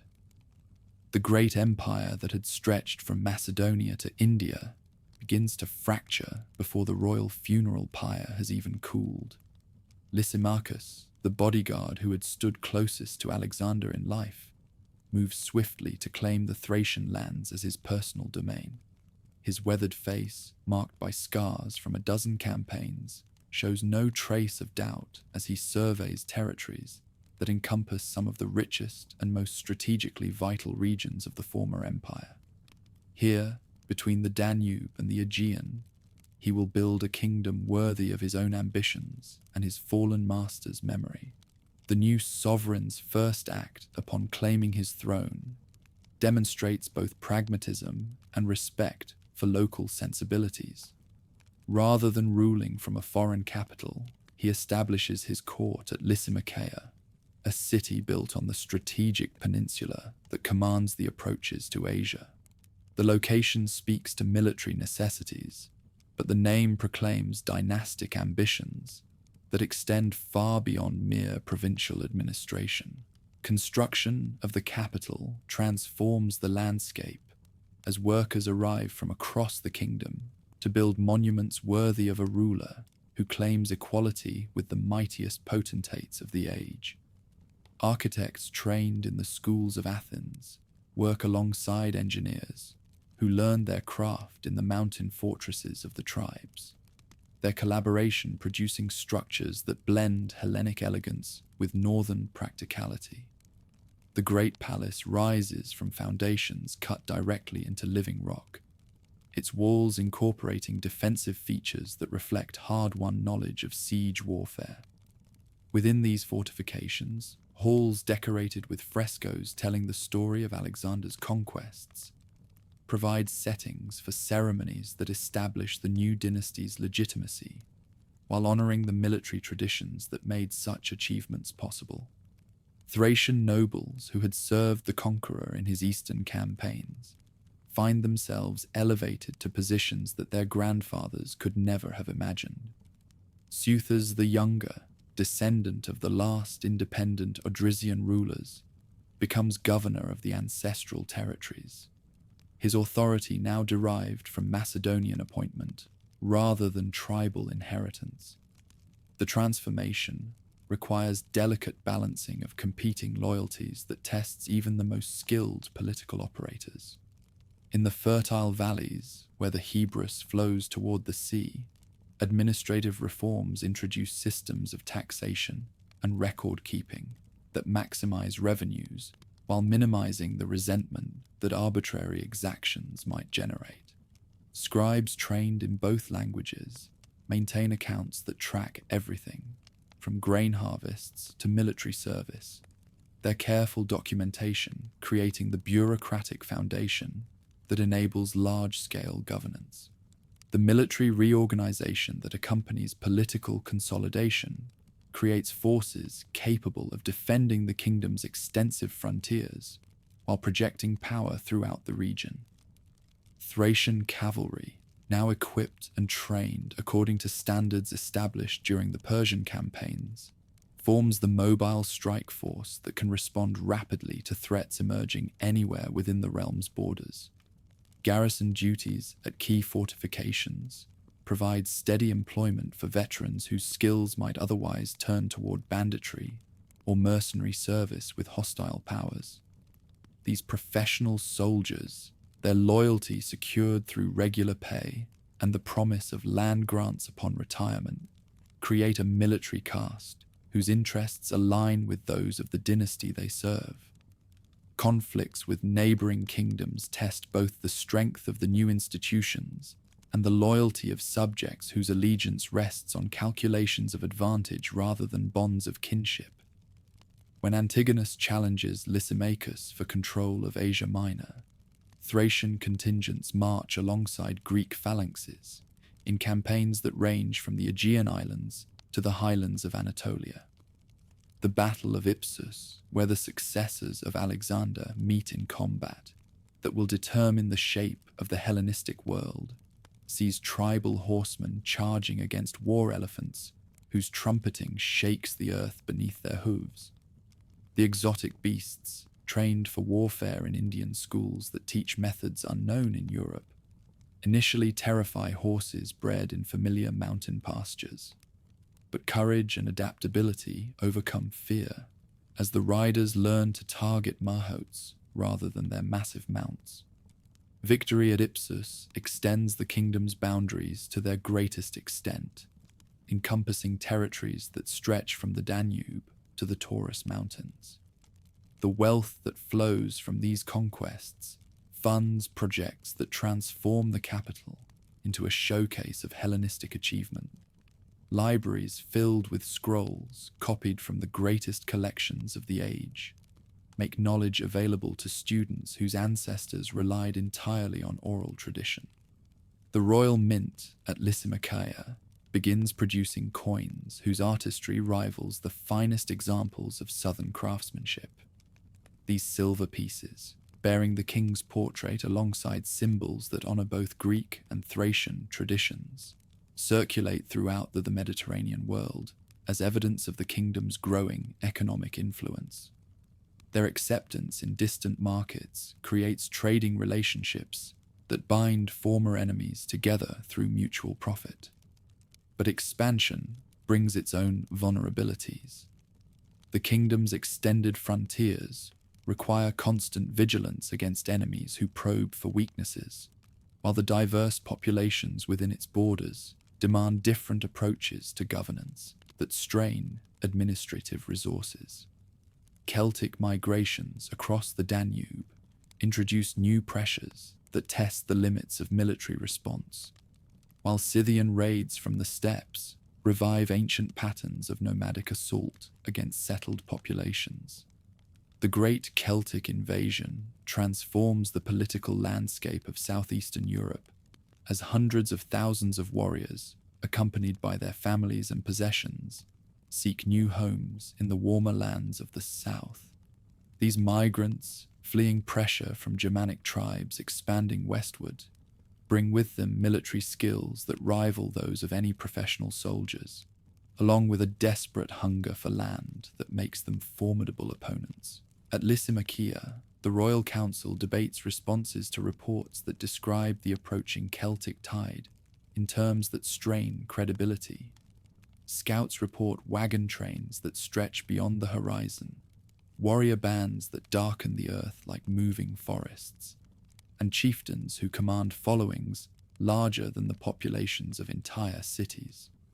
The challenge facing the kingdom exceeds anything in its previous experience. Lysimachus himself leads the defense against the Celtic incursion, his grey hair streaming behind him as he rides at the head of forces that represent the military evolution of 2 generations. The battle that follows near the shores of Lake Lysimachia demonstrates both the effectiveness of Hellenistic military methods and their limitations when facing enemies who combine traditional Celtic ferocity with innovations learned from contact with more sophisticated opponents. The Celtic charge, when it comes, strikes the royal forces like a thunderbolt hurled by angry gods. Warriors whose fathers had sacked Rome itself hurl themselves against the Sarissa hedge with a fury that seems to bend the very laws of physics. Their long swords, wielded with skill, passed down through generations of tribal warfare, cleave through bronze and steel as though cutting grain in harvest time. But discipline proves stronger than individual heroism, and the phalanx holds its ground despite losses that would break lesser formations. Thracian cavalry, operating on the flanks where their mobility provides maximum advantage, strikes at Celtic warbands before they can bring their full strength to bear. The battle sways back and forth, like a tide driven by conflicting winds, until sheer exhaustion forces both sides to withdraw to lick their wounds. The aftermath of the Celtic Wars leaves the kingdom weakened but not broken, its territories reduced but its essential strength intact. Many of the invaders push onward toward Greece and Asia Minor, leaving behind only those groups willing to accept settlement on terms that the royal government can control. The integration of these new subjects into existing administrative structures creates complications that will challenge future rulers. Succession crises that follow Lysimachus's death in battle at Corupedium reveal the fragility of personal rule in an age when loyalty depends more on calculation than tradition. The kingdom fragments as competing claimants seek support from different power centers, their civil wars providing opportunities for external enemies to intervene in pursuit of their own territorial ambitions. Revival of Odrysian independence under local rulers represents both a return to ancient patterns and an adaptation to new realities. The chieftains who proclaim themselves inheritors of Thrace and Sitalces command resources and territories that would have seemed modest to their predecessors, but they wield these limited assets with skill that maximizes their impact on regional politics. Traditional coronation ceremonies resume in ancient sacred groves, where oak trees older than human memory stretch their branches toward the sky. Priests of the great goddess perform rituals that blend pre-conquest traditions with innovations developed during the years of foreign rule. The golden circlets that crown the new rulers bear inscriptions in both the old script and the Greek letters that have become essential tools of administration. Mercenary service in the armies of rival Hellenistic kingdoms provides both income and military experience for warriors whose homeland can no longer support large standing forces. These soldiers of fortune, carrying weapons forged in the traditional manner, but equipped with tactical knowledge gained through service with professional armies, become valued assets in conflicts that rage from Egypt to Bactria. In Alexandria, Thracian guards protect the treasures of the Ptolemies, while their countrymen serve in the Seleucid armies that campaign against nomadic peoples beyond the Oxus. The dispersal of tribal military expertise throughout the Hellenistic world creates networks of influence that extend far beyond the formal boundaries of any revived kingdom. At Pergamon, where the Attalid dynasty builds a cultural center that rivals Athens in its achievements, Thracian artists work alongside the finest craftsmen of the age to create sculptures and paintings that synthesize traditions from across the known world. Their contributions to Hellenistic art reflect the continuing vitality of cultural traditions that foreign conquest could modify but never entirely suppress. The rise of Rome as a power in the Eastern Mediterranean creates new opportunities and new dangers for the fragmented Thracian kingdoms.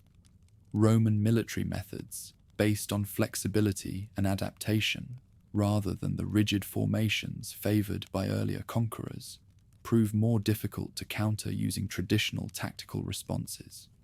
The legions that march eastward represent a form of military organization that learns from every encounter, while retaining the essential characteristics that made Roman arms victorious from Spain to Syria. Diplomatic missions to the rising power of Rome demonstrate the pragmatic flexibility that has always characterized Thracian approaches to international relations. The ambassadors who travel to the Seven Hills understand that the future belongs to those who can adapt to changing circumstances while preserving what remains valuable from the past. As the 3rd century gives way to the 2nd, and the great Hellenistic kingdoms exhaust themselves in fratricidal warfare, The tribal peoples prepare for whatever challenges the future may bring. They have survived conquest by Alexander, partition among his successors, invasion by Celtic hordes, and the gradual extension of Roman influence throughout their traditional territories. Whether they can maintain their distinctive identity through the trials that lie ahead remains to be seen. But their past achievements suggest that rumors of their extinction as a distinct people have been greatly exaggerated. Eagle standards glint in the morning sun as Roman legions cross the Hebrus River, their hobnailed sandals drumming against stone bridges built by engineers who have learned their craft reducing fortresses from Spain to Syria. Behind them stretches a supply train that speaks of methodical preparation rather than hasty adventure. Wagons loaded with siege equipment, pack animals bearing provisions for extended campaigns, and the portable workshops that enable these forces to maintain their equipment far from friendly territory. From his mountain stronghold overlooking the valley, Rhoemetalces the Elder watches this latest tide of conquest approach his ancestral lands. The last great ruler of independent Thrace bears the weight of centuries on his shoulders, his scarred hands gripping the silver cup that once belonged to Cotys the Great. Around him, his war council maintains the respectful silence due to a sovereign whose every decision may determine whether their people survive as anything more than footnotes in foreign histories. The sight unfolding below represents more than mere military expedition. It embodies the systematic expansion of a power that has already swallowed the Mediterranean world. These legionnaires fight not for glory or plunder alone, but for the methodical extension of an administrative system that transforms conquered territories into profitable provinces. Their very orderliness speaks of an approach to warfare that differs fundamentally from the heroic traditions that have shaped tribal society for generations. Messengers arrive bearing reports from the southern battlefields where Roman might has shattered the last remnants of Macedonian independence. At Pydna, the phalanx that once seemed invincible met the legion system that adapts to any terrain, any opponent, any tactical challenge. The victory that made Macedonia a province sends tremors throughout the Hellenistic world, warning all who possess wealth or strategic position that their independence exists only at sufferance. In the gladiatorial schools of Capua, far from the mountain homes that gave him birth, a young Thracian named Spartacus learns to kill for the entertainment of crowds whose bloodlust makes tribal warfare seem gentle by comparison. His muscles, hardened by years of combat training, ripple beneath skin marked by whip scars as he practices the techniques that may keep him alive for another day. The curved sword he wields, similar to those carried by his ancestors, but adapted for arena combat, feels strange in hands that remember the weight of traditional weapons. The wooden practice post before him bears the marks of countless strikes as Spartacus perfects the moves that his trainer, a grizzled veteran of the Syrian wars, drums into his pupils through repetition and pain. Strike low, then high, the old gladiator instructor growls, his voice hoarse from years of shouting commands over the clash of weapons. Use your opponent's momentum against him. Remember, you fight not for honor now, but for survival. The dormitories, where gladiators sleep between training sessions, echo with conversations in a dozen languages, as men from every corner of the conquered world share their common bondage. Here, Gauls who had resisted Caesar's legions break bread with Germans captured in tribal raids, while Syrians who had defended their cities against siege engines trade stories with Spaniards whose mountain fastnesses finally fell to superior engineering. Among these international slaves, Spartacus emerges as a natural leader, his warriors' bearing and tactical knowledge earning respect from men whose own cultures had produced famous champions. When the opportunity for escape presents itself, he requires no elaborate speeches to rally followers. His very presence speaks of possibilities that make the risk of death seem preferable to the certainty of continued degradation. The breakout from the gladiatorial compound unfolds with precision that reflects months of careful planning. In the pre-dawn darkness, when guards drowse at their posts and the kitchens prepare the morning meal, the rebels strike with weapons improvised from cooking implements and training gear. The traditional war cry that Spartacus learned at his mother's knee echoes through the corridors as men who had been forced to fight for entertainment transform themselves back into warriors fighting for freedom. Mount Vesuvius provides the perfect stronghold for fugitive slaves whose numbers grow with each successful raid. The mountain's slopes, covered with forests that offer concealment and escape routes, overlook roads that carry the wealth of southern Italy toward metropolitan markets. From this natural fortress, the rebels can strike at targets of opportunity while retreating to positions that conventional forces cannot easily assault. Organization of the slave forces reveals how quickly tribal military traditions reassert themselves when freed from foreign constraints. Spartacus structures his followers according to patterns learned in childhood, creating units based on kinship and regional origin, rather than the arbitrary assignments favored by military manuals. The result produces cohesion that surprises enemies who expected undisciplined rabble rather than coordinated resistance.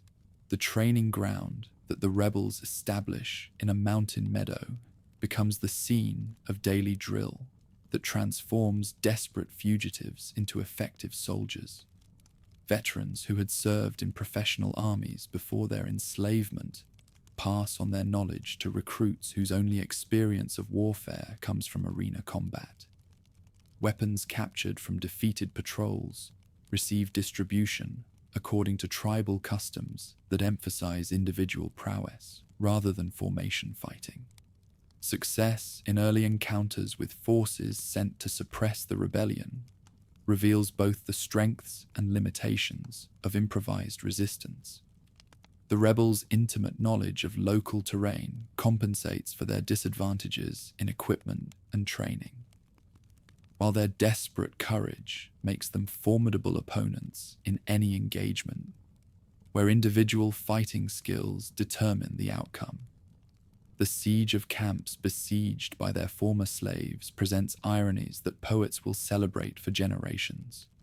Warriors who had been purchased like cattle now demand ransom for captured nobles, while men who had been forced to die for entertainment show mercy to enemies who had shown them none. The reversal of roles demonstrates the arbitrary nature of social distinctions that separate master from slave in a world built on conquest. But professional military science ultimately prevails over heroic improvisation. Marcus Licinius Crassus, the general whose wealth equals that of nations and whose ambition exceeds even his avarice, approaches the suppression of the rebellion with methods that leave nothing to chance. His forces, drawn from legions seasoned in wars from Gaul to Syria, surround the rebel strongholds with siege lines that cannot be broken by courage alone. The final battle unfolds in the manner of all tragedies, with the protagonists aware of their doom, yet determined to meet it with honor intact. Spartacus, his scarred face calm with the acceptance that comes to warriors who have fought their last fight, addresses his followers with words that echo the ancient funeral songs of his people. We came as slaves, but we die as free men. Let our enemies remember that some spirits cannot be broken, some hearts cannot be purchased, some dreams cannot be killed. His death comes in the press of combat, surrounded by legionnaires who had learned to respect his skill, even while cursing his defiance. The curved sword that had carried him through 2 years of rebellion finally breaks against Latin steel. but not before adding several more names to the long roll of enemies who had underestimated the fury of a Thracian warrior fighting for his freedom. Meanwhile, in the homeland that Spartacus will never see again, other dramas unfold as metropolitan influence extends its reach through diplomacy as well as conquest. Mithridates VI of Pontus, that last great challenger of dominance in the east, sends ambassadors bearing promises of liberation to tribal chiefs who remember the days when their ancestors acknowledged no foreign master. The council that gathers in the restored capital of Suthopolis debates the Pontic alliance with voices that reveal the divisions tearing at the fabric of tribal society. Younger nobles, educated in southern schools and familiar with the wider world, argue for accommodation with the expanding power as the only practical policy. Their elders, who remember stories of the great kings and the independent realm, advocate for resistance that may prove suicidal but will preserve honor. Sardalas, heir to the Odrysian throne and descendant of the ancient line, faces choices that will determine not only his own fate, but the destiny of his people. The young ruler's council chamber, decorated with portraits of ancestors who had commanded armies and negotiated with the mightiest powers of their age, seems to mock the reduced circumstances that constrain his options to submission or destruction. The decision to support Mithridates transforms the tribal territories into a battlefield where East meets West in conflicts that will determine the future of the ancient world. Pontic gold finances the recruitment of warriors whose grandfathers had served Alexander, while engineers begin construction of fortifications designed to contain peoples whose military traditions they have learned to respect, even while planning their subjugation. Mountain warfare between legions and tribal resistance fighters demonstrates the evolution of military tactics in response to challenging terrain and determined opposition. The fortresses that crown every defensible height become scenes of sieges that test both engineering skill and the endurance of defenders who prefer death to surrender. At the siege of Uskudama, the ancient stronghold where the first Odrysian rulers had held court, siege towers rise like wooden mountains against walls built by architects who learned their craft from the greatest masters of the age. The defenders, led by chiefs whose names echo those of legendary heroes, respond with innovations that turn defensive necessities into opportunities for counterattack. Underground tunnels, dug with the patience of men who understand that time favors those fighting for their homes, emerge behind enemy lines to create chaos in the carefully ordered camps where legionnaires sleep secure in their discipline and equipment. The night raids that follow these subterranean approaches revive ancient patterns of tribal warfare that tactical manuals had not anticipated. But systematic pressure, backed by resources that dwarf those available to any tribal ruler, gradually wears down resistance that courage alone cannot sustain indefinitely. One by one, the mountain strongholds fall to assault or surrender, their defenders choosing between death in battle and service in foreign armies that will carry them far from the lands of their birth. The final submission ceremony takes place in the camp outside the walls of Philippopolis, where Rhoemetalces kneels before the proconsul who represents the Senate and people. The ritual that follows acknowledges military reality while preserving the dignity of a ruler whose ancestors had commanded the respect of kings and emperors. The crown that passes from tribal hands to imperial custody carries with it the memories of centuries during which the name of Thrace had commanded fear and admiration throughout the known world.